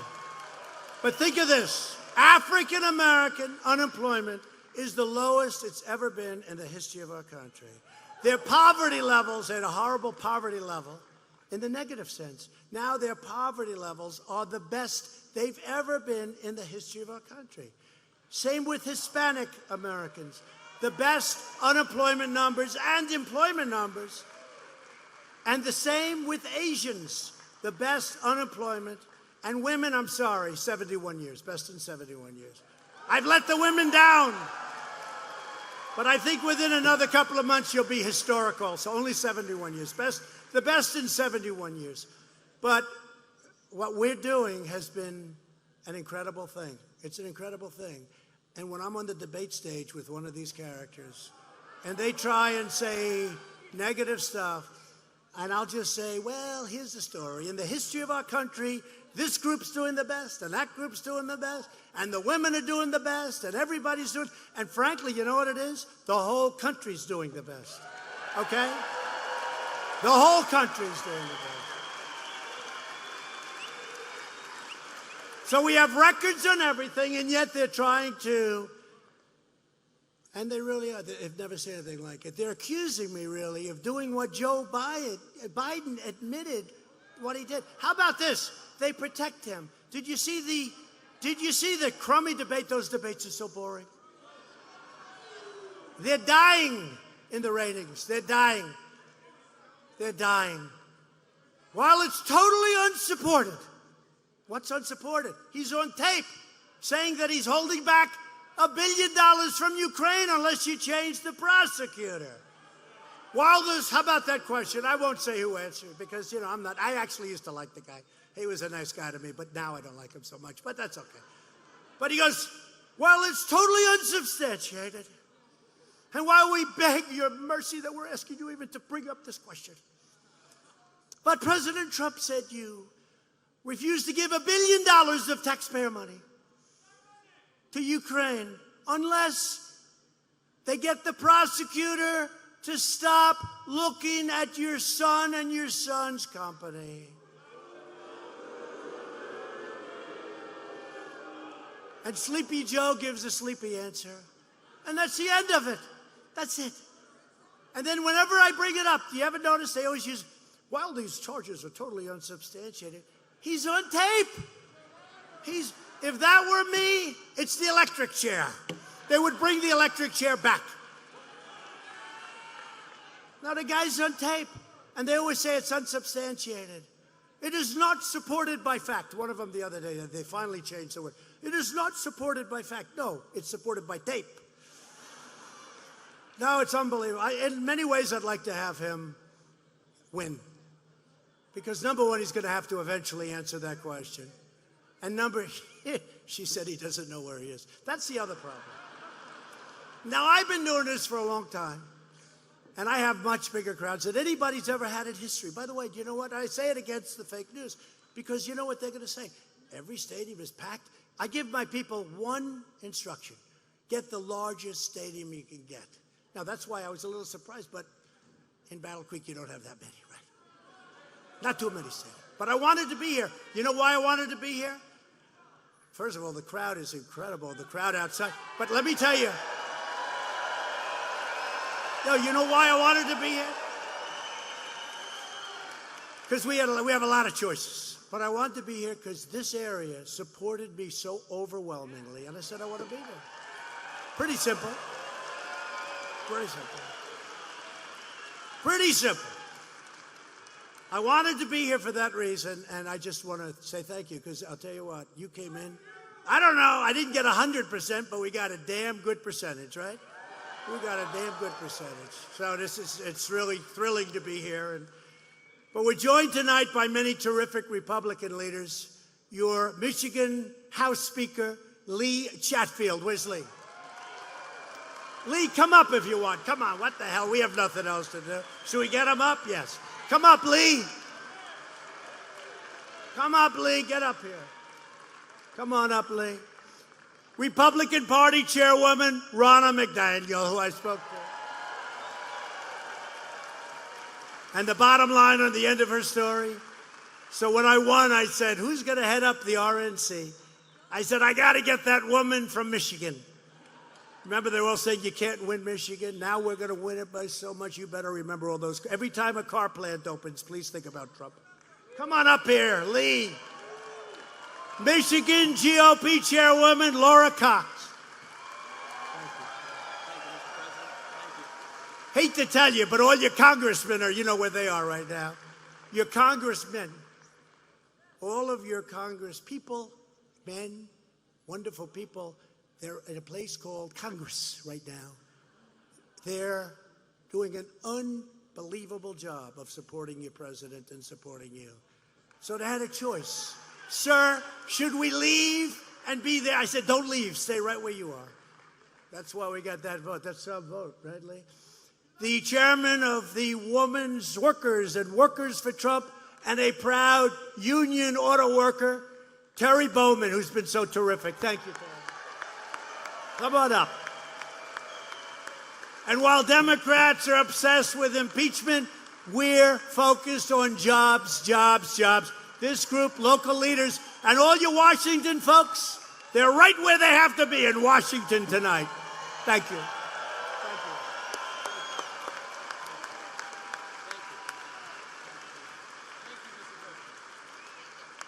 Great job. Thank you very much. We've eliminated more job-killing regulations than any administration in the history of our country, whether it's 4 years or 8 years, or in one case, much more than 8 years. In a period of 2.5 years, we have eliminated more regulations than any other president by far. You're saving almost $3,000 a year because of regulation cuts. Total income gains for median households will reach $10,000 a family. I'll give you a couple of quick numbers.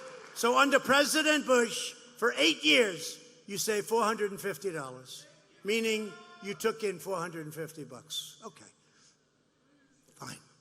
Under President Obama, you took in $975. Under President Trump, including the energy savings and the regulation savings and the tax cut savings, it's more than $10,000 in less than 3 years. Pretty good, right? So for 8 years, you had a $400, $450, and a $975. That's 8 years. $450. In less than 3 years, you had more than $10,000. That goes right into your pockets. It's one of the reasons our economy is doing well, because as they say, the consumer is doing better than they've ever done, and that's great. That's what we wanted. We've ended the war on American energy, and the United States is now the #1 producer of oil and natural gas on planet Earth. And these maniacs want to close it up. How about going to Texas? You know, Beto, what? Remember when he said, I said, oh, this guy's a loser. You know, a salesman, like if you're a great salesman, you never talk that you're a great salesman. You don't walk in and say, oh, I'm a great salesman. I can sell. Any guy that does that, they're no good. It's those quiet type that get you, you know, the ones that don't talk. So Beto, when he first got in, remember this clown? He gets in. No, he gets in. I was made for this job, to run for president. After about 2 weeks, they killed him. He was gone. But you remember, he was against the Bible. He was against religion. He was against guns. And he was against oil and gas. And he comes from Texas. I said, that's the platform. Think of it. He's against religion. He's against guns. And against oil and gas. Think of it. Now, I don't like to bring it up because he's gonzo. But he comes from Texas. I said, Abraham Lincoln can't win in Texas with that platform. But they are, all of them. They want to close up your energy. It's a big deal. They want to close up your steel mills. They don't want your steel mills. Look at what I've done for steel. I mean, the steel is back. We taxed all of the dump steel coming in from China and other places, and your steel mills are doing great. They're expanding all over the country, and they were going to be out of business within 2 years. The way they were going, they were gone. United States Steel is spending now billions of dollars on expansions. Every major Democrat running for president has pledged to eliminate gas-powered automobiles and destroy the U.S. auto industry forever. Think of it. And you know why? Because they have these maniacs that say, you got to go all electric. I want to have an alternative, a big alternative. And you can always have the alternative. And a lot of people don't know if the electric can ever catch the gas, you know. And by the way, there'll be different forms of energy coming along. But they want to close them up. And we're not closing them up. We're going to have lots of alternatives so that you can have it from a pricing, you can have it for a lot of different reasons. We're even bringing back the old light bulb. You heard about that, right? The old light bulb, which is better. I say, why do I always look so orange? You know why? Because of the new light. They're terrible. You look terrible. They cost you many, many times more, like 4 or 5 times more. And you know, they're considered hazardous waste. When a light bulb is out, you've got to bring it to a dump. So let's say over here in Battle Creek, where's your nearest dump? Okay, that's what, a couple of 100 miles away. So every time you lose, drive a couple of 100 miles. I said, how many people do that? Nobody. What do? They throw it in the garbage. But you know what it is? Because it's all gas. It's much more expensive, 4 or 5 times more. And I came into office, I did a lot of this. Sinks, showers, all of this stuff. I did a lot of it.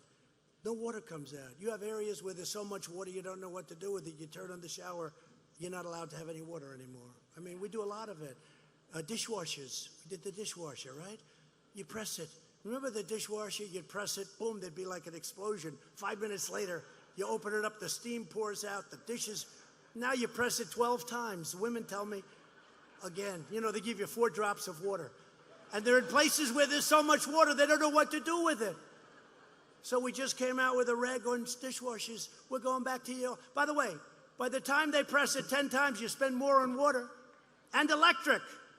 Don't forget, the whole thing is worse because you're spending all that money on electric. So we're bringing back standards that are great and better machinery, but you can have the water again. Huh? But with the light bulb, I said, what's going on with the light bulbs? So a lot of people are complaining about the cost. So I had a couple of experts come in. I said, tell me, what gives a better light? Well, we like the old light bulb better. I said, I like it better. And so what I did is you can have either one. If you want to buy the newer kind, you can. And if you want to look very handsome or beautiful by buying the older kind, like I do. So we're bringing back the old light bulb. So it's a much less expensive. It probably gives a better light, but whatever it is. And you'll be able to spend a lot less money for a light bulb. I mean, it sounds like little, but it's big stuff, okay? It's big stuff. And we're doing it with a lot of other things, dishwashers, and, you know, I won't tell you one of the things, because every time I tell you, they do a big number on it. You know the one I'm talking about, right? Sinks, right? Showers. And what goes with a sink and a shower? 10 times, right? 10 times. Wow, Bob, not me, of course, not me. But you, him. But I never mentioned that. Because one time I mentioned all 3. I said, sinks, showers, and toilets. The headline was, Trump with the toilets, toilets. That's all they want. They don't even mention this. So I didn't mention that, okay? I go off the record. But you know what? It's terrible. You want to wash your hands, you turn on the sink, no water comes out. So you leave the water go 10 times as long. It's the same thing. You have a shower. It's no good for me. For me, you know the one thing that came out really good about being in this business? They always used to say I wore a hairpiece. It's okay. I know people wear hairpiece. But they always used to say, they don't say that anymore. Because I have been through the worst storms. If you wear one of those suckers, you got to give it up fast, because within 2 weeks, they got you. You look handsome. Don't worry about it. But in the last 2 decades before my election, we lost 1 in 5 auto manufacturing jobs in this country. The people are trying to impeach us for doing all of the things that they've wanted to do for so many years. And that's why it doesn't work. We look so forward to taking it on. And it is all about cleaning the swamp, draining the swamp, and we have a very, very big, bad, dangerous swamp. Okay, that's enough of that. That's enough. So, among the very first acts that I did was to stop the deal that would have dealt a death blow to the U.S. auto industry. I withdrew from the horrible Trans-Pacific Partnership. That would have ended your auto industry. A lot of people don't know that, but I do. Remember TPP? We were basically ceding our auto industry to these countries that were just going to rip us off. The people that made these trade deals, it's like, where did they come? Like the one in Korea. That was a Hillary Clinton special. She said, this will produce 250,000 new jobs. And I said, well, what happened? He said, well, she was right, except it was for South Korea, not for us. No, it's true.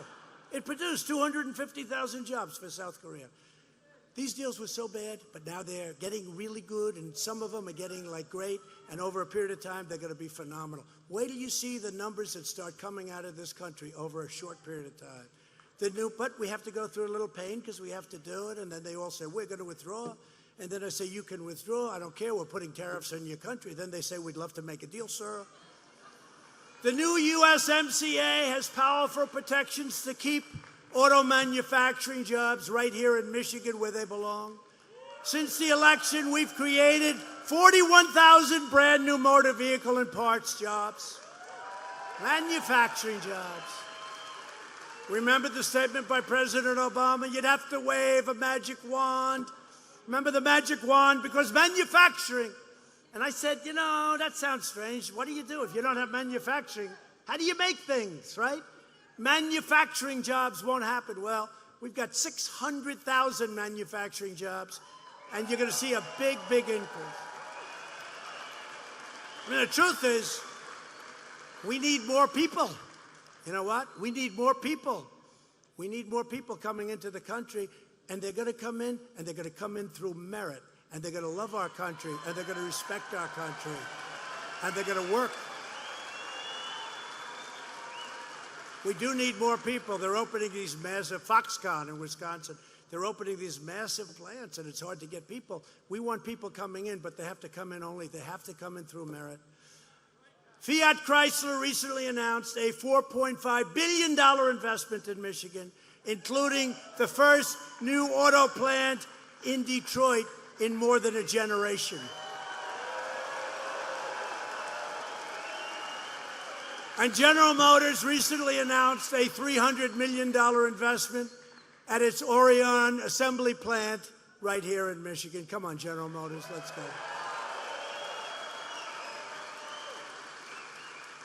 General Motors gave us a little hard time with one building. Wasn't happy about that. It was the only building I had a problem with in the whole car industry, right? Right? You know the one I'm talking about. I didn't like that. Anyway, but they're spending money, you know. What can I tell you? But these companies are coming in. A lot of the foreign companies are coming because they have to. I say you have to, or we're not trading with you anymore. Because we had such big deficits with these countries. With Japan, we had a $68 billion deficit. I said, Shinzo, he's great, Prime Minister of Japan. But he said, but nobody has ever asked us to do this. I said, I'm asking you. And they're building many, many plants. They're building many plants now in the United States, the Japanese. After years of rebuilding foreign nations, we are finally rebuilding our nation. Is that okay?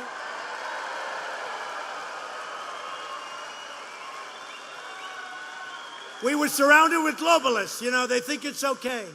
You open a plant in some country that you never heard of, they make your product, they send it. In the meantime, they close all their factories here. We're not doing that anymore. Those are globalists. They think it's wonderful to have deficits. I don't. They think it's great. It's a great thing to have deficits. No, those are globalists. The globalists are passé. On no issue have Democrat politicians more thoroughly betrayed the American people than immigration. Every Democrat running for president wants to open the floodgates to unlimited refugees from all around the world, overwhelming your communities and putting our national security at grave risk. My administration has taken bold action to reduce the influx of refugees, and we are making sure local communities like yours have a much greater say about who gets admitted into your own neighborhoods.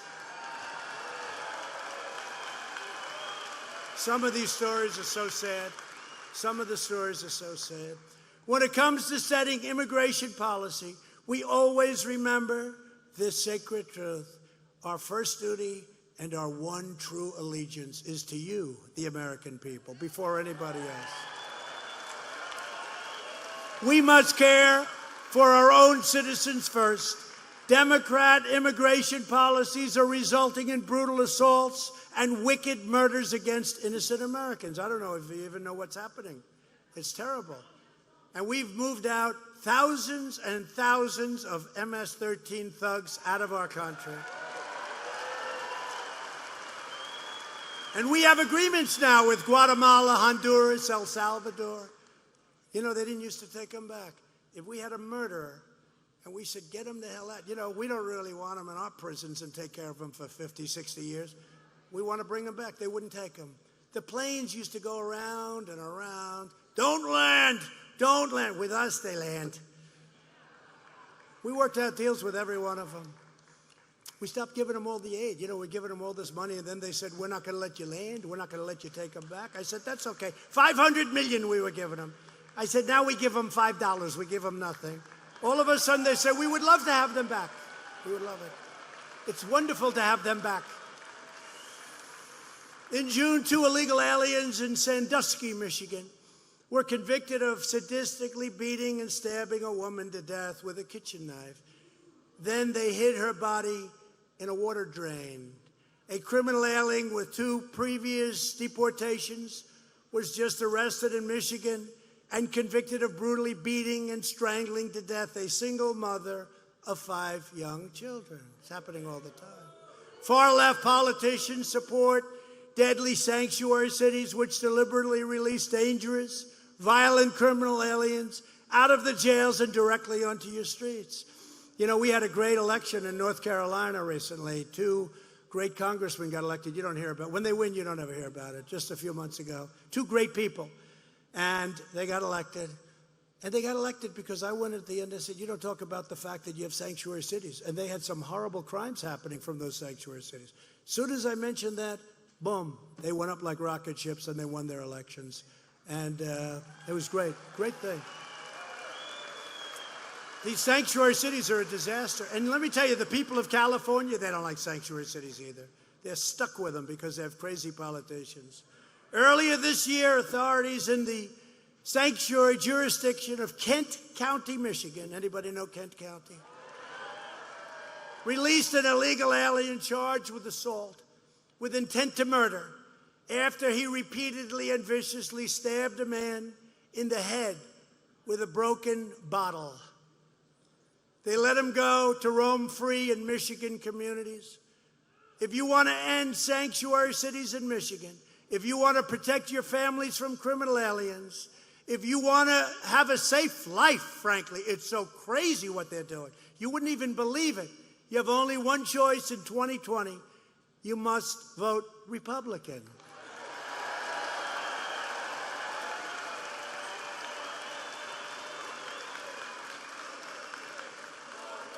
Thank you. Thank you.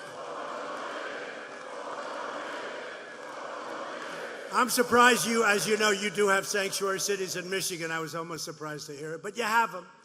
It's one of those progressive things. I think they're doing a wonderful favor for the world. And now we're getting these prosecutors that, you know, you murder somebody, they give you 2 months. They fight that you don't even have to go to jail.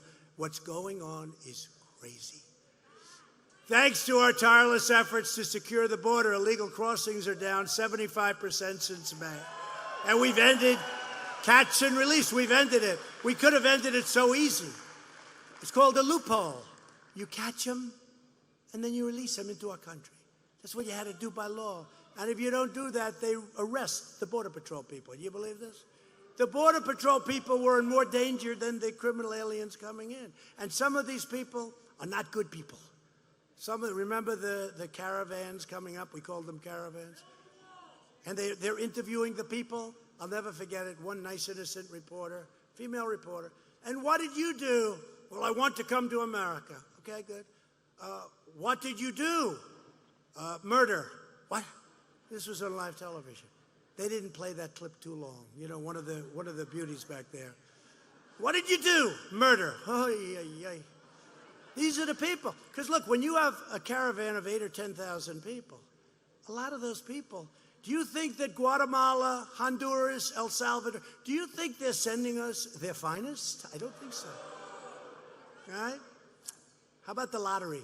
That was a Schumer deal. You know, Chuck Schumer, Crying Chuck.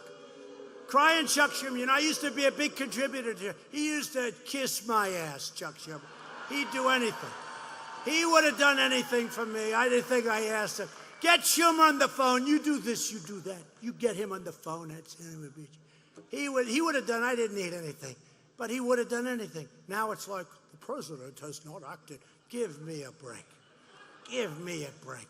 Find out how much money did I give a raise to Chuck Schumer. And Chuck, give all that money back, please. Carolyn Maloney, give that money back. Every penny should come back. They act so pompous. They act so righteous. They're not righteous. They're not righteous. They're bad people. The far-left Democrats have never been more extreme than they are now. Democrats are pushing a socialist takeover of health care that will take away your coverage and take away your doctor. 180 million people are going to lose. A lot of people here now have health care finally under us. That's phenomenal. And that's what you want. They want to take it to 180. They want you to go to a hospital ward someplace and sit there all night. I don't think so. Not in this group. And you know what? Some people, it's good. Some people. But can you imagine? They want to take away 180 million people. Great, private, highly negotiated health care where you have your own doctor. Remember Obama 28 times. 28 times. You can have your doctor. You can have your plan. Didn't work out that way, did it? I think we should impeach him for that. Let's impeach him. For that, for the IRS scandal, for the guns. Remember the guns he was giving them to anybody that wanted them? He gave guns to the worst people in the world, and then they didn't have them registered right. Not too good. Impeach him. Why didn't the Republicans impeach him? Those were really. How about giving Iran $1.8 billion in cash? How about that? By the way, I ended the Iran nuclear deal. I hope you're happy. Much different country. But how about giving Iran $1.8 billion in cash? Many big planes going over to Iran, loaded up to the ceiling with cash. You know what? $1.8 billion. You ever see, like, at a casino, $1 million wrapped up? It's a big pile of stuff. That's $1 million. Now multiply it. $1.8 billion in cash he gave. So why is he allowed to do that? Did anybody try and impeach him for that? Everybody knew it was wrong. Republicans will strongly protect patients with pre-existing conditions, and we will protect your pre-existing physicians. Virtually every top Democrat also now supports late-term abortion, ripping babies straight from the mother's womb, right up until the moment of birth, right? That is why I've asked Congress to prohibit extreme late-term abortion, because Republicans believe that every child is a sacred gift of God. Democrats are now the party of high taxes, high crime, open borders, late-term abortion, socialism, and blatant corruption, and that's what it is. The Republican Party is the party of the American worker, the American family, and the American dream, and that's really what it is, too. We're also the party of the great Abraham Lincoln. A lot of people forget that, but we have to bring it up. To protect the health and safety of our citizens, we awarded $100 million to improve water infrastructure in Flint. How badly was Flint? Who were the geniuses that did that deal? You have clean water coming into Flint. They had to pay a very tiny little fee. So instead, they go into this horrible, horrible, really polluted water, and the water comes out of there. They spend hundreds of millions of dollars to save like a couple of bucks, and the water was so terrible, and it hurt the people. It hurt the people. But we're getting it fixed. And I know your previous governor was a Republican, but I was not a big fan of his. I was not. But I'm not a big fan of the one that can't fix the potholes either. We're committed to ensuring America has the cleanest air and the cleanest water on planet Earth. And that's what it's about. It's about clean air, and it's about clean, beautiful water. And it's about keeping our industry, not closing it because of the ridiculous Paris Climate Accord. How's Paris doing? I don't think too well. How's Paris doing with the yellow vests? The yellow vests. You know why? Because they raised gasoline prices so they could send the money all over the world to countries that the people in France never heard of. It's not working out too well. We're lowering prices. We're lowering taxes. We're making it possible. I mean, look at gas prices now. Look at gas prices. I recognize Israel's true capital and opened the American embassy in Jerusalem. And we also recognized Israeli sovereignty over the Golan Heights. A big deal. For years, you watched as your politicians apologized. Remember? I would like to apologize. I would like to apologize. No. We don't apologize. Now you have a president who is standing up for America, and we are standing up for the great people of Michigan. You're getting your auto industry back. At stake in our present battle is the survival of the American nation. If you want your children to grow up a land of safety, we want a land of safety, justice. Well, I don't know. When I look at those FBI reports, we gotta clean up a lot. What they've done to hurt people, what they've done to hurt with Comey and these horrible people, what they've done to hurt people. I think one of the best things I did as president, a lot of people would say, you know, with all what we've done for the economy, but one of the best things is firing James Comey's ass out of there.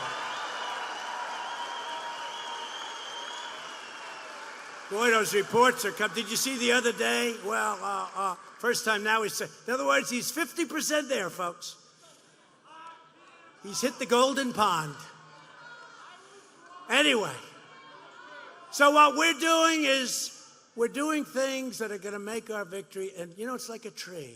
We need that extra 4 years. We've done so much. Even right to try. You know, right to try? People were traveling, they're terminally ill. They're traveling all over the world. We have the best medical in the world, the best doctors, the best labs, the best hospital. They're traveling all over the world, right, to try and get, because it takes years to get something approved. And I said, wait a minute, folks, why aren't we doing this? And they've been trying to do it for 49 years. They couldn't get it done. Not that easy. The drug companies didn't want the liability. The country didn't want the liability. The insurance companies didn't want the liability. I said, here's what we do. We'll sign an agreement with the people where you're exculped from all liability. That's a good idea. And it's a very strong agreement, so we can't get sued. But I said, listen, you know, they were worried they're going to hurt people. I said, these people are terminally ill. They're terminally ill. And so we do it now. 9 months ago, all the legislators, after 49 years, so if somebody's sick, they don't have to go to Asia, they don't have to go to Europe, or if you're poor, you go home and you die. Now, what happens? Very simple. You sign that document, they work it out. You wouldn't believe how many lives are being saved. It's incredible. It's incredible. I'm very proud of it. Right to try. I hope you don't need it. You don't want it. You don't want it, okay? But if you do, it's there. With your help, we will lift millions of more of our citizens from welfare to work, dependence to independence, and poverty to prosperity. Together, we will elect a Republican Congress to create a fair, safe, sane, and lawful system of immigration. We will enact the greatest trade deals ever made. They'll result in more products proudly stamped with that beautiful phrase, made in the USA.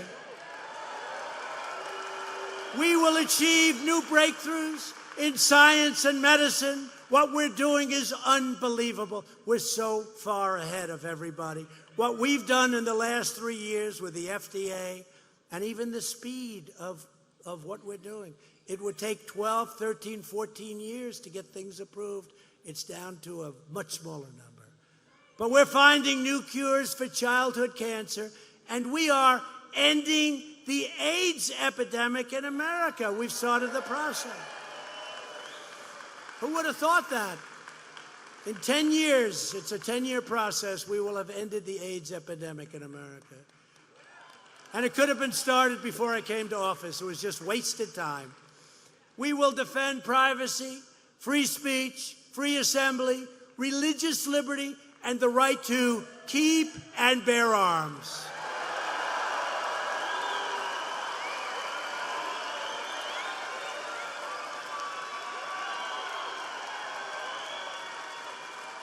Above all, we will never stop fighting for the sacred values that bind us together as one America. We support, protect, and defend the Constitution of the United States. We stand with the incredible heroes of law enforcement. They're incredible. And that includes ICE. Do you know how tough these people are? These are great patriots. They love our country. Even the sheriffs, the law enforcement, some of the people that they're dealing with, these guys walk into, they call them a nest. And in some cases, they just start swinging. I don't know. They can have it. They love it. These are great. If we didn't have them, and I told you before, They're taking out bad, bad, bad people by the thousands, especially MS-13 gang members. Who's going to do that? Who's going to do that? Anybody in the front row? I don't know. What about you? You're a tough guy. You might do it. You could do it. I don't know. You might. Yeah, you could. Would you like? We're going to recruit you. I think you could. You could handle yourself. No, these are tough people, right? You got to be tough. Then they get accused. They're too tough. Oh, they're too tough. You have some of these guys. They knife people. They don't even need a gun because it's more painful. They knife the two young girls, 16 years old, beautiful. They cut them up into pieces because it was more painful than shooting them. These are animals. And then Nancy Pelosi said, I shouldn't use the term animal. And by the way, she ought to go home and take care of her district where the homeless is all over the place and the tents and the filth and the garbage is eroding right into the Pacific Ocean and into their beaches. She ought to go and take care of her district in Did you see what's going on? And it rains, and it's filth, and it's needles, and it's drugs, and it's you know what. It's everything. And it goes right into those storm sewers. Storm, not sanitary, storm. And it goes right out into the Pacific Ocean, into the beaches. And we find San Francisco and Los Angeles and San Francisco, but we've just sent them a tremendous dollar fine for what they're doing. And Nancy Pelosi is playing games. She ought to go home and take care of the homeless and take care of the filth and everything. San Francisco was the most beautiful city.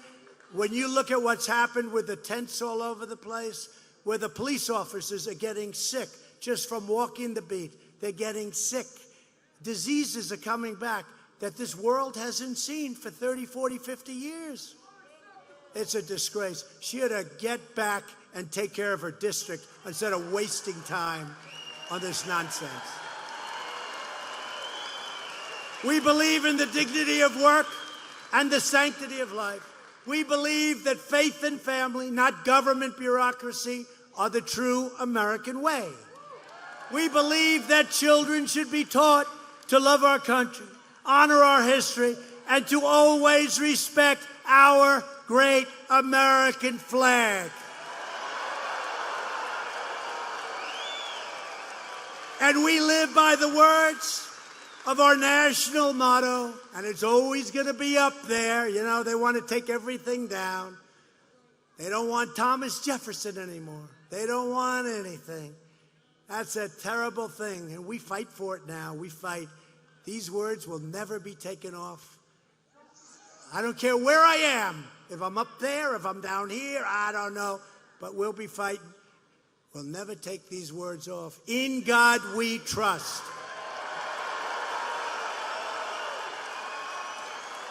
We stand on the shoulders of generations of Michigan patriots who gave their blood, sweat, and tears for this beloved nation. This is the state where Henry Ford invented the assembly line. It's the place where General Motors, Chrysler, and Kellogg transformed the nation. It gave us Motown, the Mustang, and the might of the American Midwest. This is the American Midwest. And Michigan is the state where generations of strong, tough, and proud American workers made this into the greatest and most powerful nation in the history of the world, and we are making it bigger, better, and stronger than ever before by far.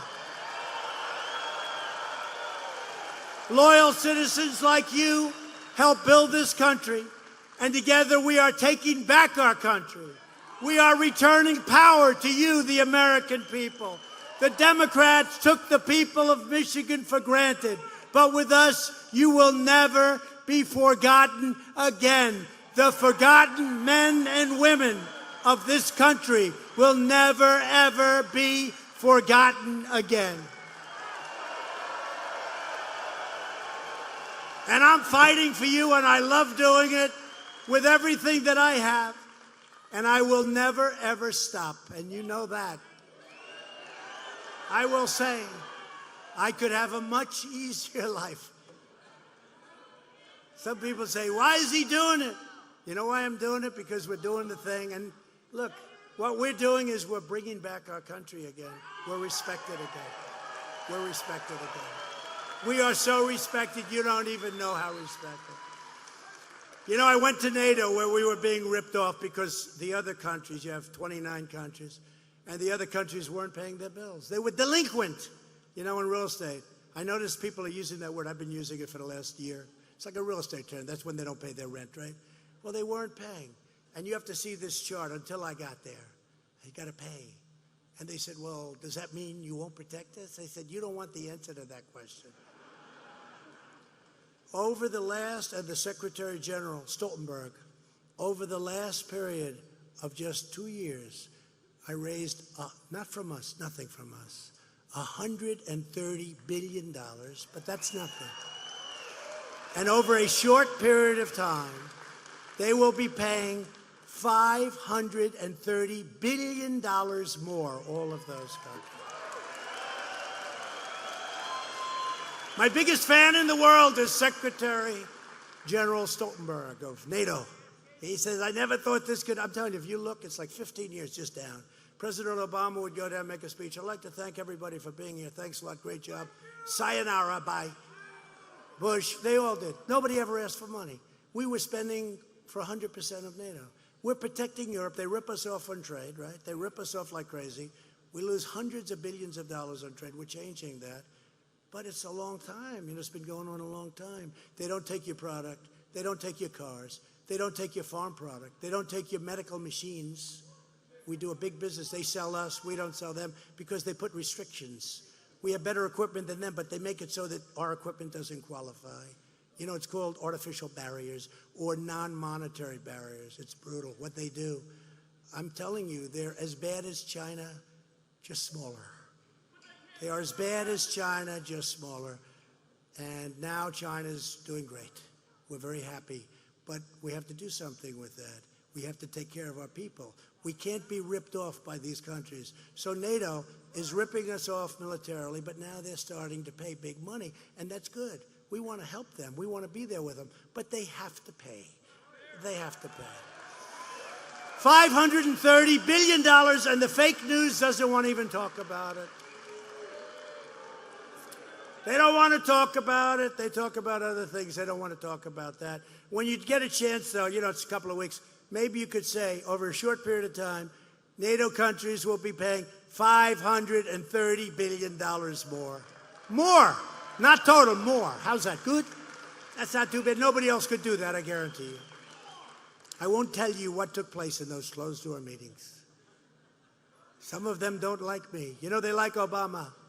Germany likes Obama. A lot of these countries, France, they like Obama. It's embarrassing.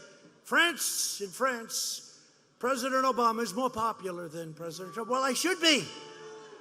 I just tax their wine and champagne coming into our country because they're ripping us off on the internet.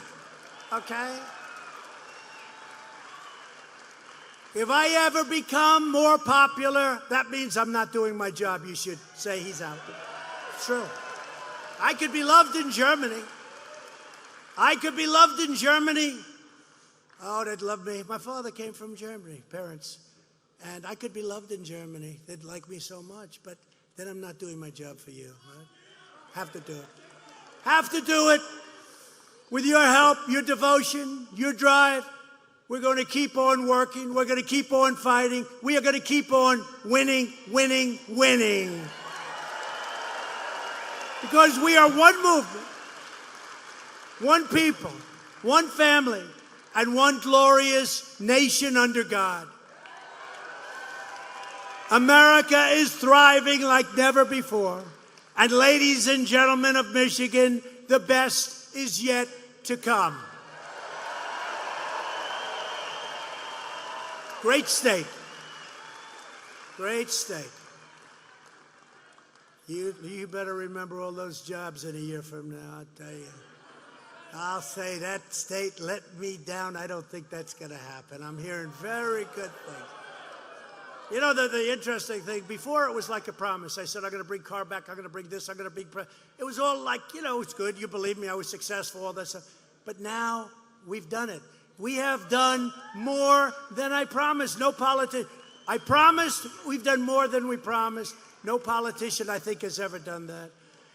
Together, we will make America wealthy again. We will make America strong again. We will make America proud again. We will make America safe again.